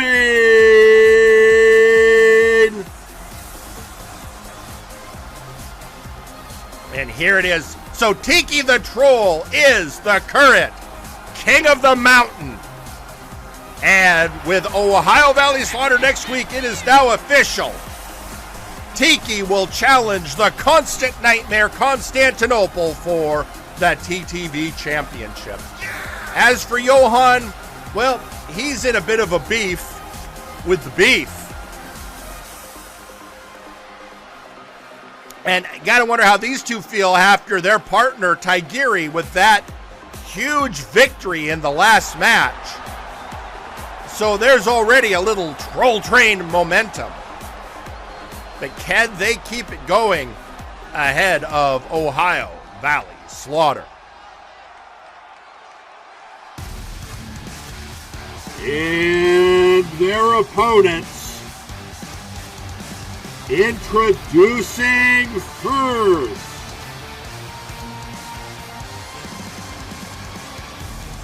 he is the MNW TTV champion, the Constant Nightmare, Constantinople. So, this will be Constantinople's second defense of the TTV Championship. If he gets 7, he receives the Gift of Chaos.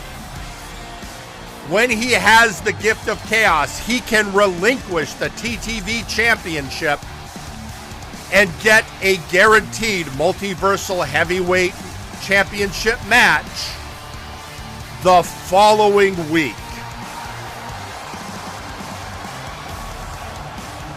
So that belt, the former Warpgate Hardcore Championship, has gained a new level of importance because it could be a gateway to greatness.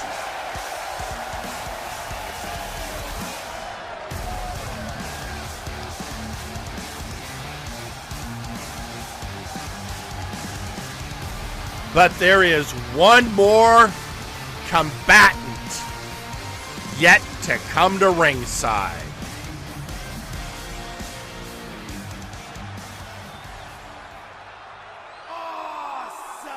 And introducing his opponent, representing VIP, he is the Grade A lister, the Beef. So a bridge troll, a demigod, a rat ogre, and a tiefling enter a wrestling ring. The Beef has issue with Johan because Johan has said he will wait his turn for all the other contenders to face Wilson for the Multiversal Heavyweight Championship. The Beef telling Johan that's a mug's game and he should go take what he wants. And basically calling Johan a coward, and now in true VIP fashion, planning on harassing him.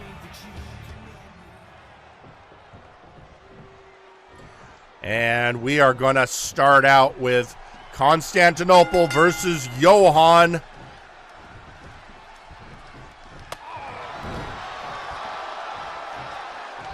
Constantinople trying to pick him up and realizing that's not so easy when you're facing the Son of Thunder.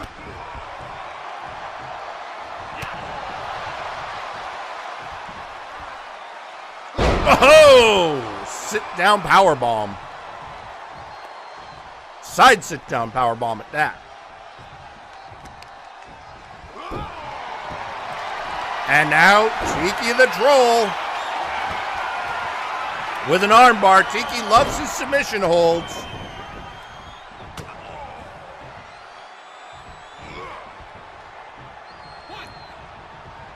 And now Constantinople, snake eyes in the corner for Tiki. Up. Dragon screw takedown. Beef won a tag, but Constantinople going the wrong direction.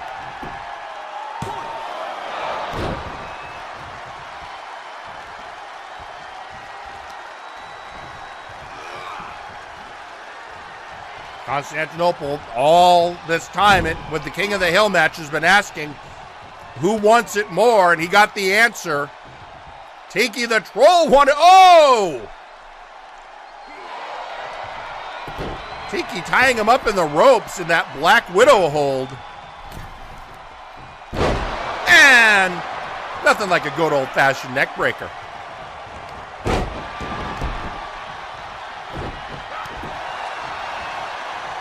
Tiki picking up the Constant Nightmare and tossing him.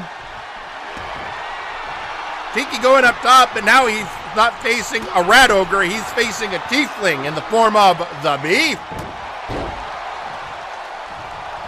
And his planned off the top rope double axe handle met the Beef's meaty fist.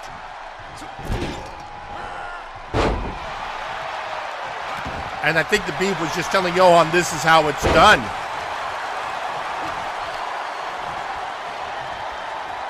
And another Dragon Screw takedown. And working the leg. He's softening him up for that figure 4. But now letting the Son of Thunder and the Grade A-lister face each other. Did you see the elevation that Johan got?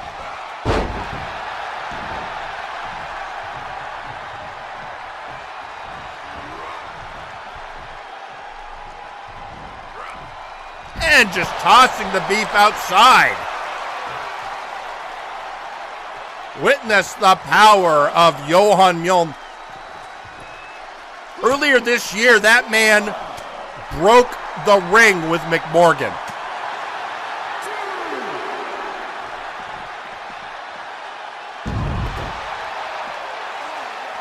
And Johan going on the Beef's arm. Trying to make it harder for the Beef to hit that sexplex.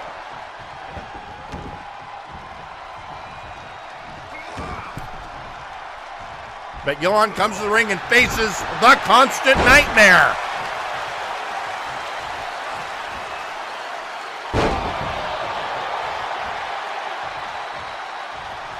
Picking him up again. Oh, going after Johan. Nice warm-up.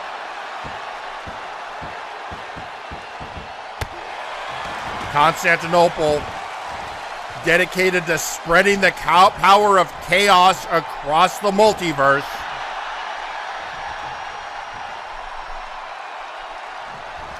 Now the Grade A-lister who will be at Ohio Valley Slaughter in that 4v4 match against Just Nice Guys. Kick out at 2.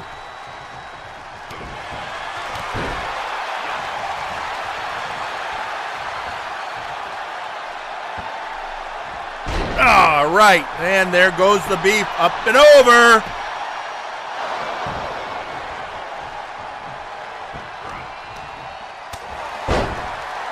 And a headbutt from Johan, and in comes Tiki. Troll versus Tiefling.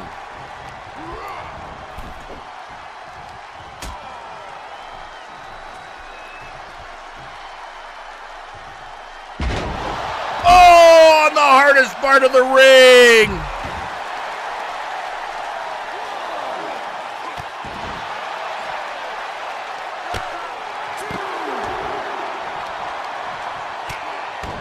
On a knee by Tiki. Oh, they're going back and forth.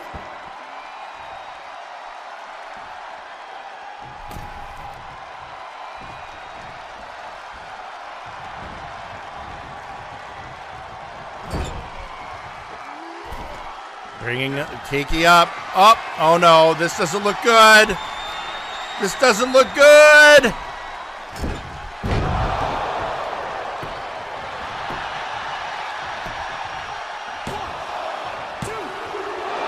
Kick out at 2. Tiki lives.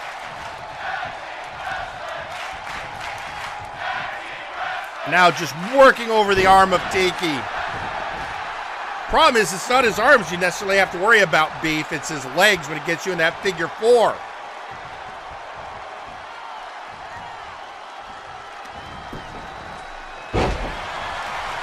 Fireman carry takeover.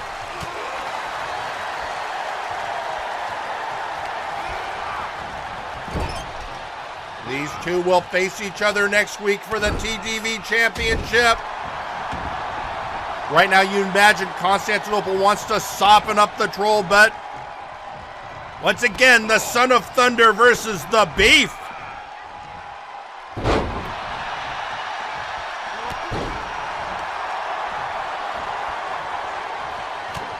And he's suplex on Johan. Elbow to the gut, punch. Oh, fought out by the Beef. Sexplex! Actually, I don't think that was quite the Sexplex. It was like a minor variation on a theme.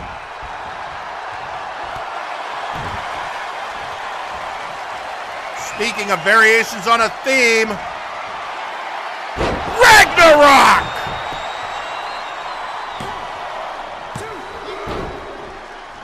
I swear, if Constantinople hadn't have broken it up, that would have been it for the Beef. After being hit by Ragnarok.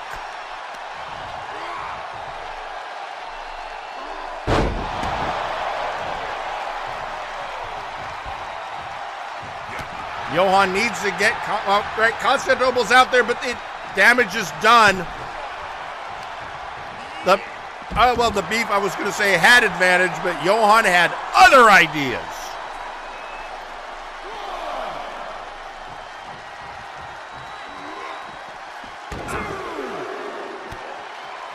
And Johan just rammed the Beef into the constant nightmare. And now Shades of the Allfather making him humble.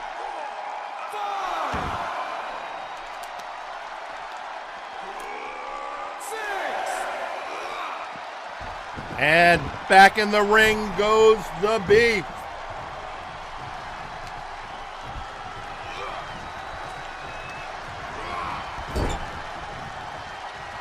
Johan has him in the corner now, beating the drums of war.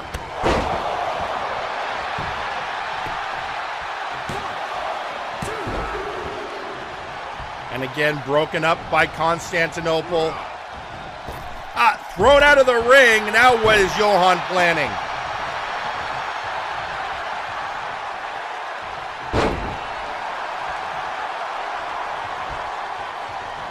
Well, it looks like what he's planning is to bring in Tiki.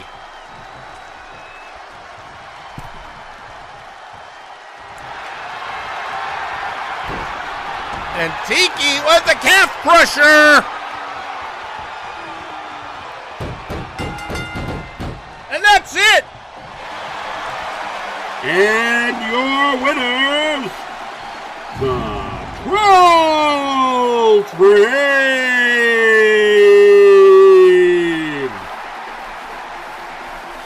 And there you have it. With that calf crusher submission, Tiki secures a victory for the Troll Train. He is going in to Ohio Valley Slaughter with that ever valuable momentum. And I'm sure it feels great for Johan that there is a victory over the grade A lister.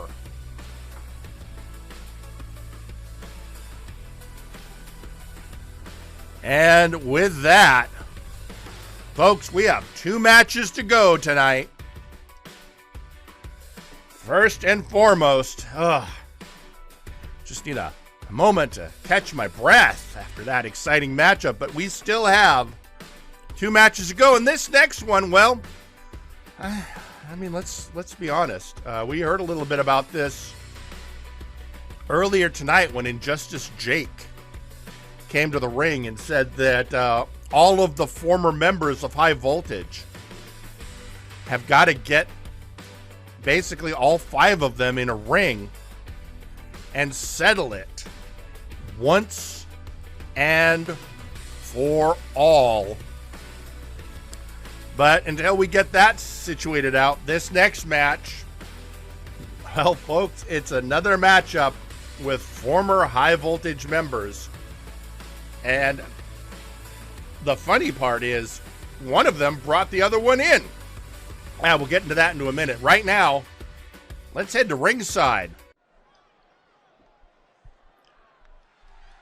The following match is scheduled for one fall. And introducing first, he is the ace of MNW and the leader of the main event mechs. Ladies and gentlemen, Zeta! Now I'm a little curious. What the hell? Zeta is coming out without music. Now, usually when something happens with the music, we, as a knee-jerk reaction, will accuse our Sawyer of having done something, but I can't see him doing that to his Robro. Now, other high-voltage members, on the other hand, absolutely could see it. And he is about to face an engineer. So, that could be. Although I'm getting a message, very cryptic, just says, Flashbang strikes back. Oh, dear. Well, I mean, Sawyer has messed with them before, so you gotta give it to him. All right. And introducing his opponent, representing the Murder Cave, he is the engineer, Chaz Lee.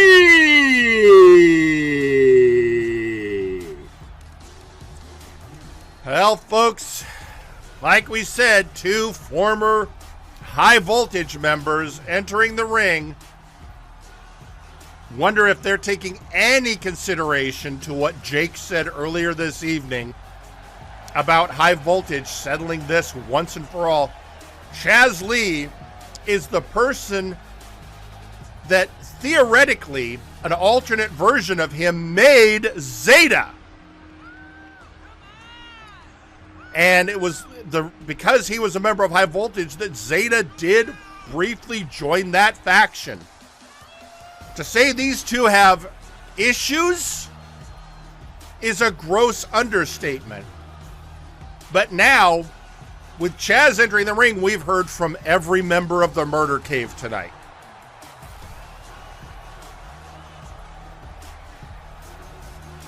And, yeah. It's just somewhat terrifying because you never know what's going to happen when you're dealing with the Murder Cave. Also notice they didn't mess with his music. It was very much a meme-based attack. Either way. Here we go. And Chaz coming out. Oh, they're trading kicks and blows right off the bat.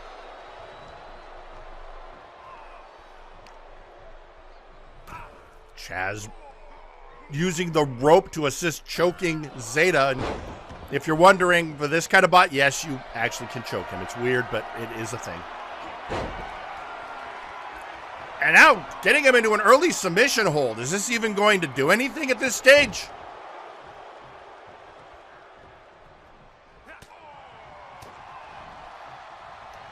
Well, and now, over goes Chaz.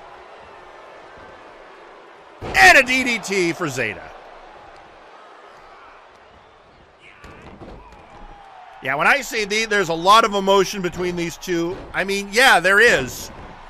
Although Zeta's gotten past the whole, he reminds me of my father thing, and now he just hates him for things he's done to Zeta in particular.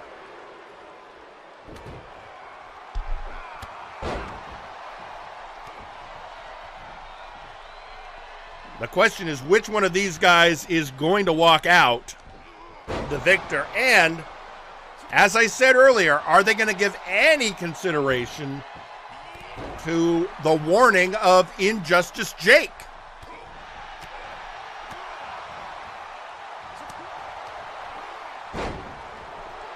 Hip toss by Lee, and here we go. If anyone's going to know how to mess with the mechanics of Zeta. It's going to be the engineer Lee. Zeta managed to get out of it.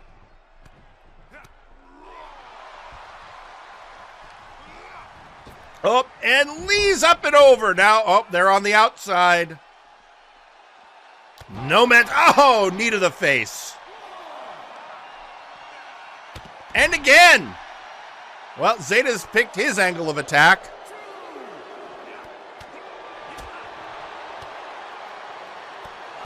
Oh, now just kicking him in the back of the head. And a stump puller.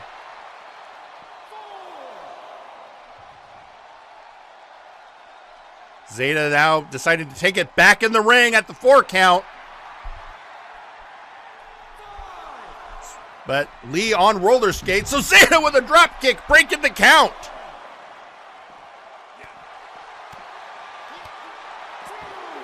That is some elevation for a drop kick, folks.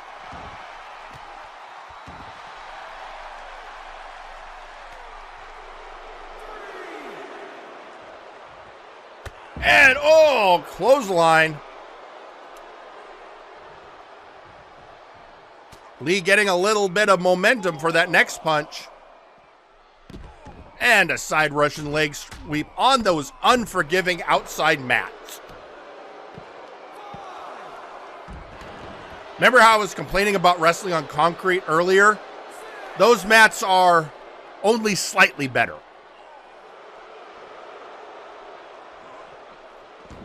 Zeta thrown into the ring. Lee inside now. What count are we at?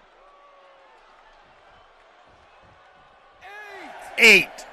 And Lee more than happy to wait it out, but there comes Zeta.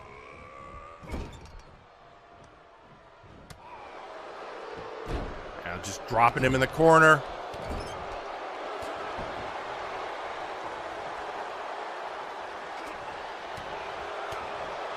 Wait, did Lee do something to that hydraulic arm while the ref wasn't looking?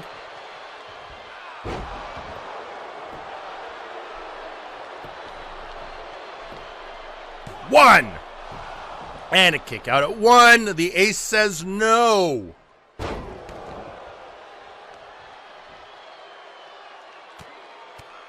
Now just working him over.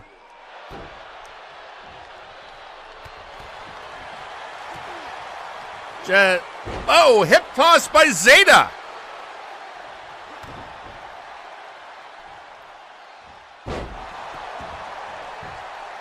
And the future shock DDT. But kick out at 2.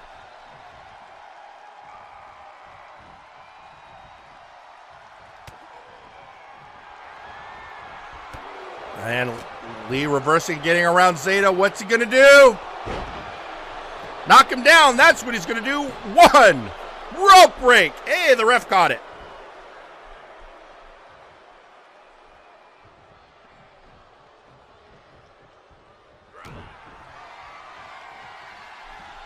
And what's...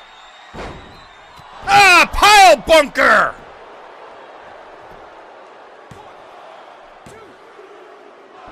A kick out at 2. Zeta managed to survive the pile bunker.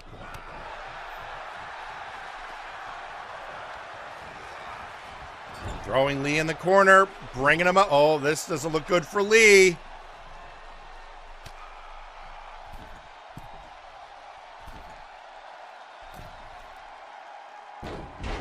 Off the top rope, Hurricanrana.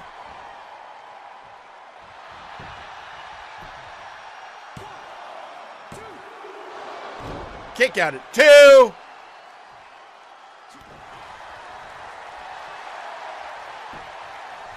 Bringing him up again. Headbutt by Lee.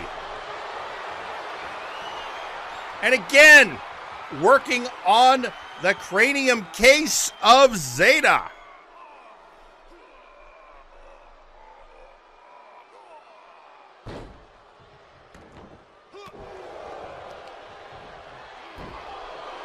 And he's going for a pin.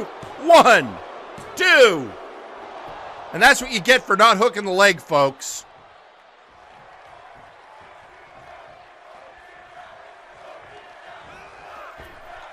Over and outside goes Zeta. Lee on the attack. Oh, got caught and Dragon Screw takedown.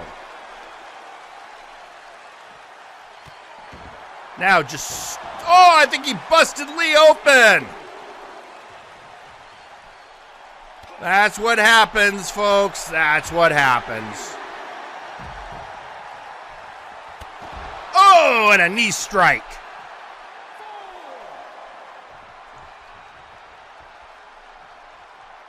Breaking the count. Bringing Lee down and a stump puller.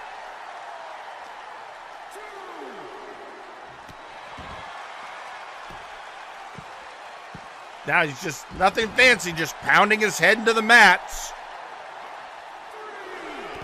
Oh! It is not going well for Lee. This is becoming all Zeta. Now he's stretching him out.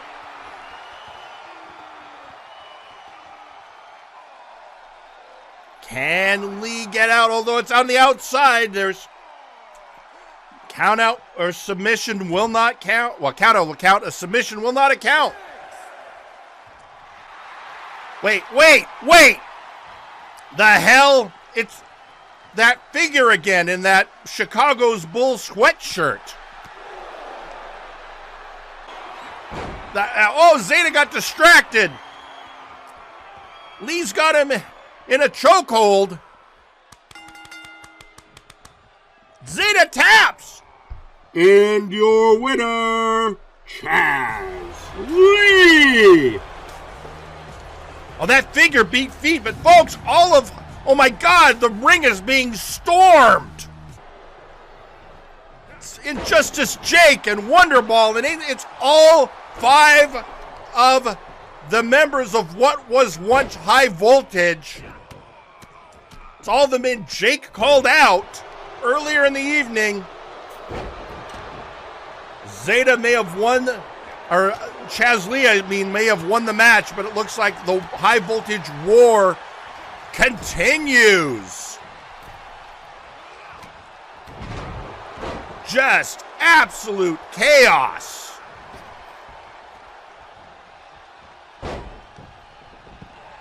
And at this point, it's just everyone versus everyone. These are 5 men who used to be teammates. Many of them used to be like brothers. Now they are the worst of enemies. 8-0 working on choking out Zeta. Chaz Lee going after Jhake. Now the youngest of them all, Wonderball, getting in on it. Let's try. We need to get somebody get someone down there. Break that up. Folks, I am sorry. That match. First off, who is that figure in the Chicago Bulls hoodie? He's obviously evoking the memory of a former MVP of MNW. But it's clear, I assure you folks, it's not him. There's no way. He retired. Last I heard, he was running a restaurant in Chicago. That's the last I heard. I could be wrong. But, oh man. We know our Sawyer picked up. I can't see Sawyer going after him. Anyway. And folks, that we got to get the ring cleared. Somebody get those guys out of there. We've still got a main event to get to.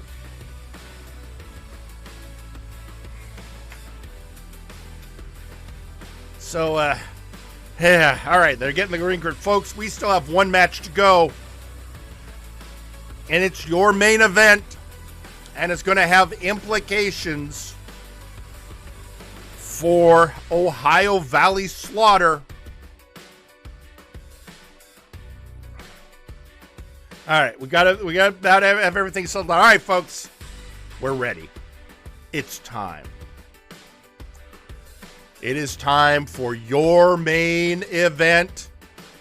there has been enough talking. There has been enough jawing. There has been enough going-ons. It's time to go to ringside. Let's do this! The following match is scheduled for one fall and is for the quote-unquote real Big Oof Championship. Introducing first, coming over from Tiger Dojo, he is the Brass Bandit. He is El Bandido de Laton. That's right, folks. Once again, we are opening the forbidden door and bringing over El Bandido de Laton to challenge for this belt that Strongman is saying is the real Big Oof. The Brass Bandit himself, he's had a couple of memorable matches here on MNW, so I don't mind him being here. It's always a good show. And introducing his opponent. He is, according to him, the real Big Oof champion, Stongman Bell!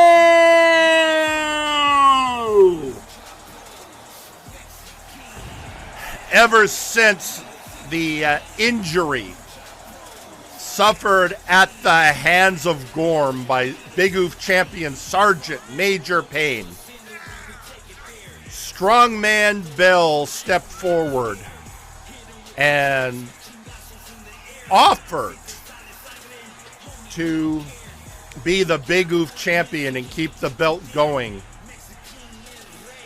Now, of course, by the rules, if Sergeant Major Payne isn't medically cleared by next week,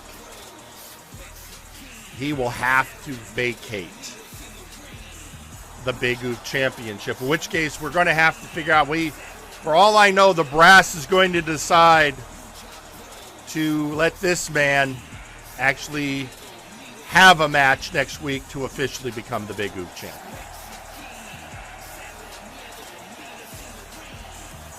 Either way, I mean, here's the thing, folks. I may not be happy with this belt situation, but I will say that Strongman has been putting on some absolutely stellar matches these last few weeks. He's been bringing champion-worthy performances. It's just, the belt's not official. And yet the Brass is encouraging him by treating this all as if it's real.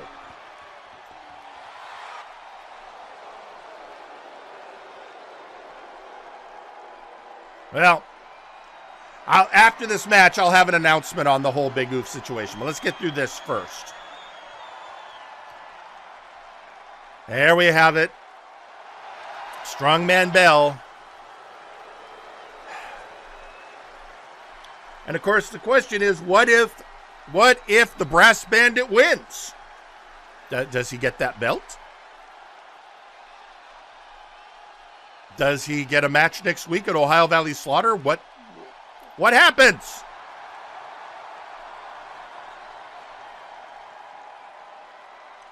Well, either way, I do expect a stellar match between these two fantastic opponents.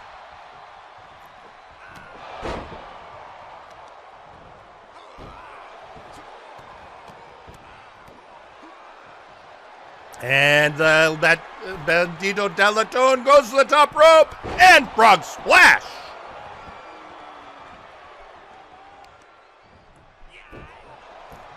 Now, it may not be official, but he is treating it as if he has a championship opportunity, which, who knows, this might earn him one.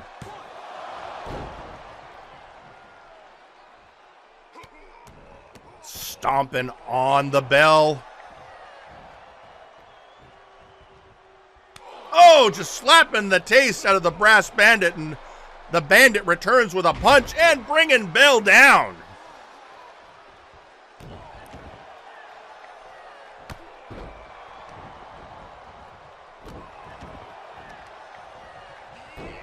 Oh, he's going up top again, and oh! Innovative moonsault. Kick, kick, kick. Punch kicks. And breaking Bell over his knee. And tossing him into the corner. Brass Bandit is coming for all he's worth.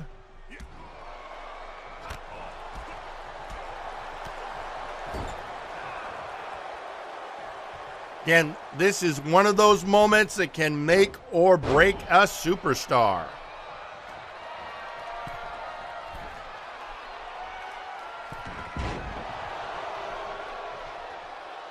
And up he goes.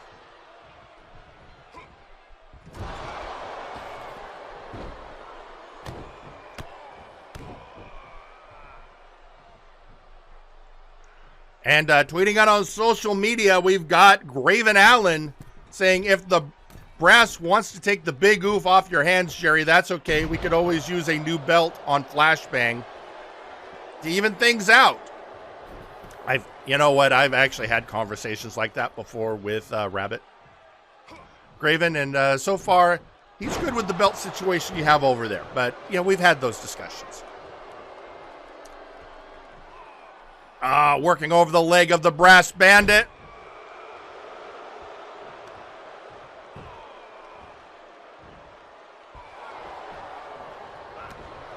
Stomping on the Bandit is Bell. That was a bit of a hesitation suplex there.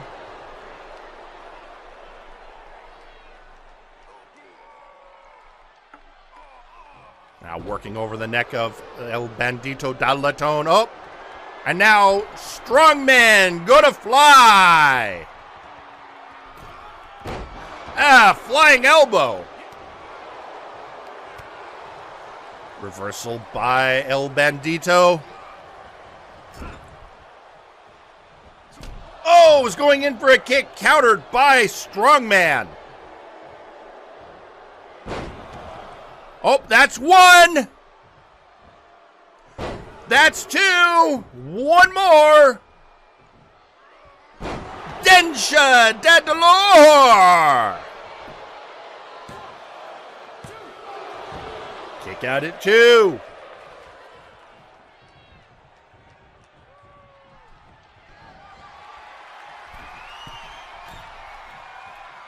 Going up top again. What's he planning? Whatever it was, he didn't like it. Came back down. Going up top again. Caught by the Brass Bandit.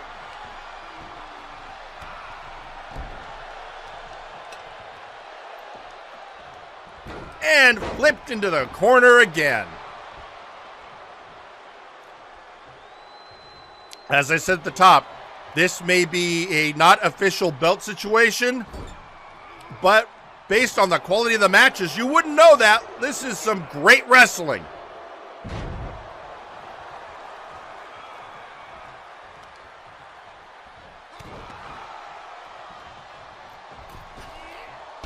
And moonsault off the top rope.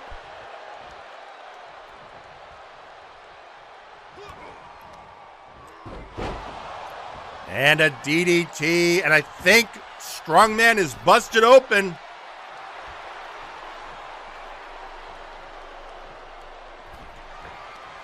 Oh, right, and there goes Strongman.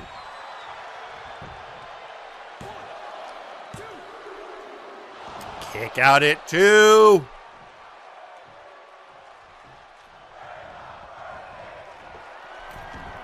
And he's up top again. What is the Bandit planning?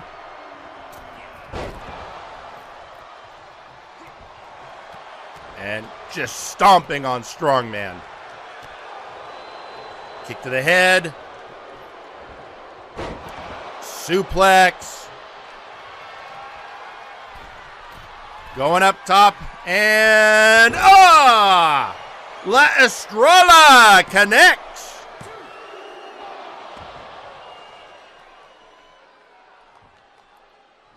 Strongman not happy with that kick out.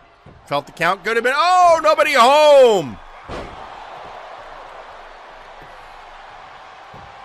Could this be it? 1, 2. Kick out at 2.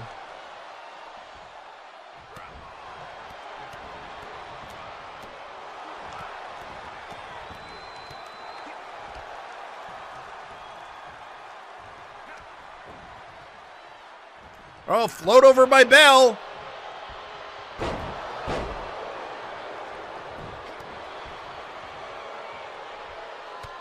Oh, and Bell just...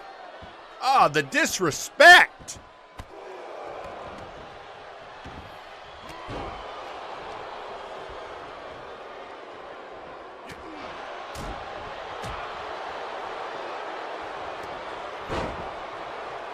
Throwing him over.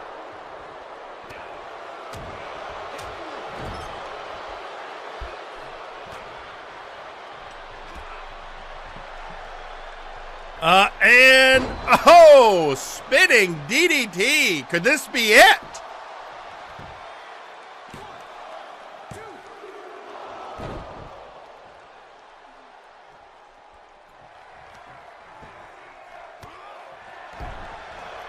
And up goes El Bandido de Laton. What's he got planned? And together, sit down from the top rope. Bit of like a bonsai drop, I would say. Now just stomping on Strongman.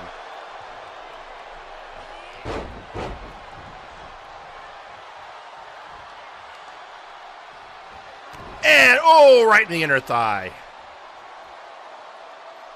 Bringing Strongman up and... Oh! Folks, I guess that was a rolling cannonball off the top rope?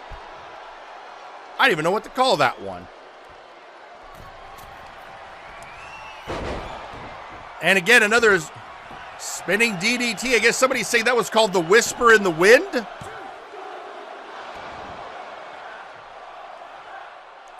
Unfortunately, I don't have as many notes as on the Brass Bandit as I'd like.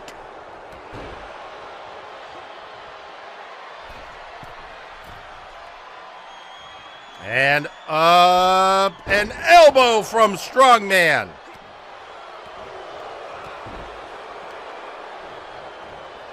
Bringing the Bandit up.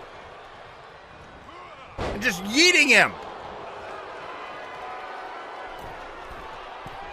Going up top again. I don't like the distance.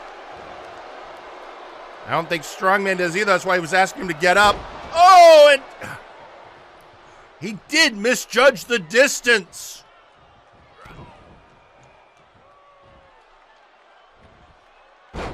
But, oh, here goes once again. 1,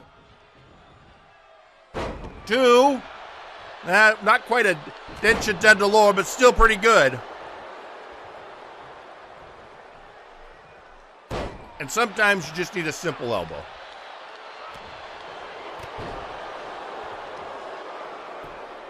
And now stretching out the Brass Bandit's arm.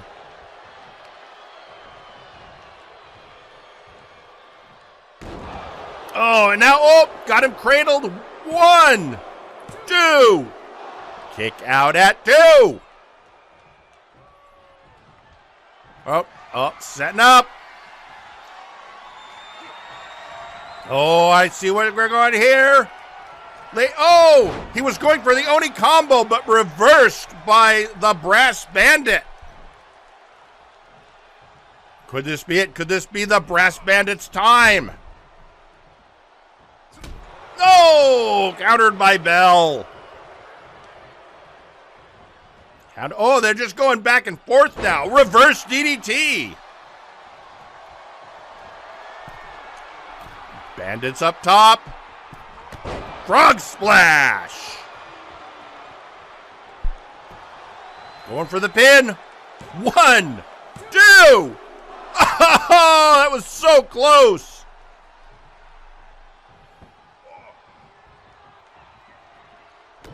Oh, knee to the back.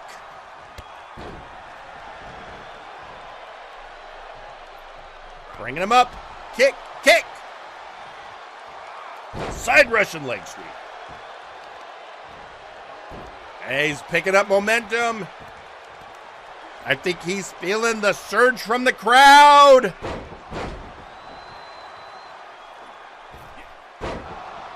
Oh, but I think he must judge that. That cost him a little. He's heading back up top. He wants Bell to get up. Oh, nobody home.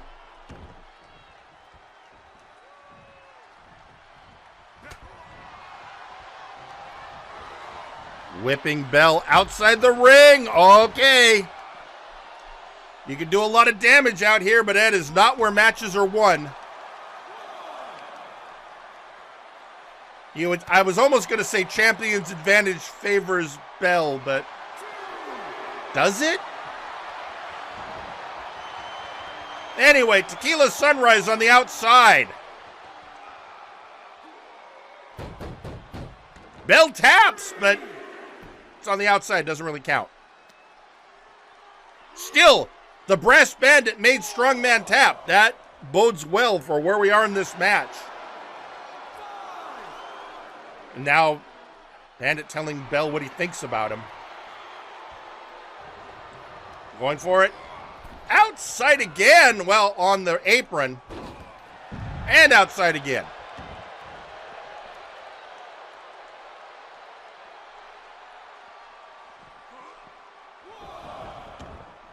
And in he comes.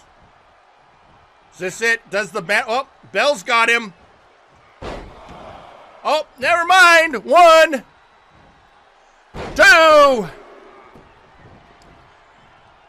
and 3. Another Densha Dedalore.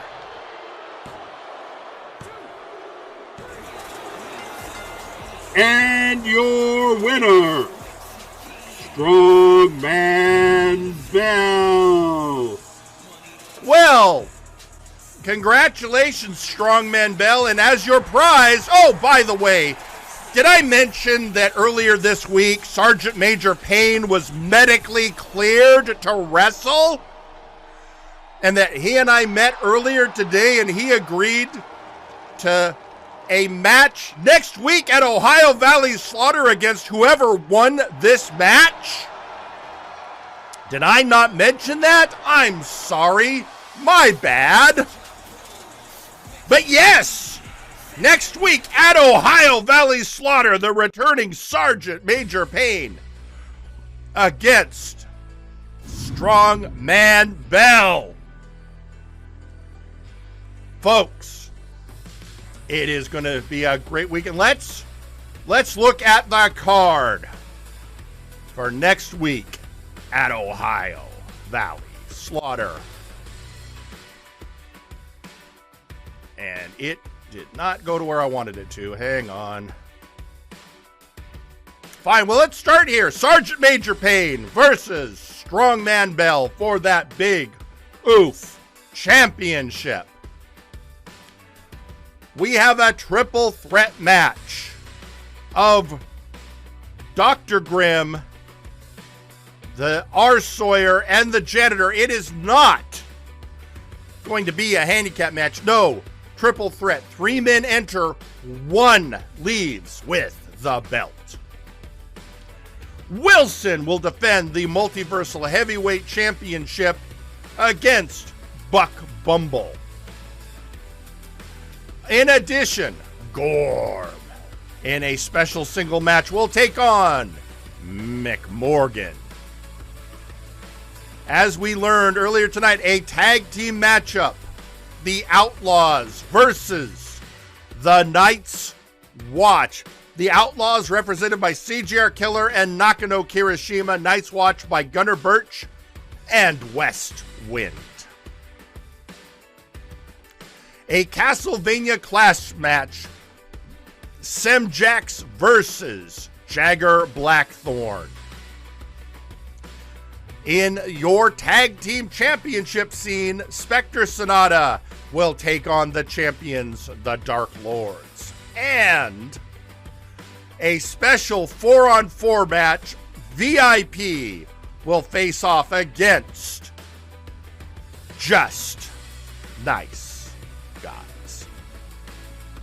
And for your TTV championship, Tiki the Troll will challenge the constant nightmare, Constantinople. And that brings us right back to where we were at the beginning. Folks, next week, October 28th, 1 p.m. Pacific time, right here, Ohio Valley Slaughter.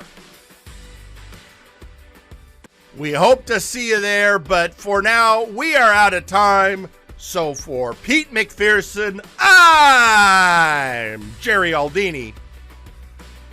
Good night!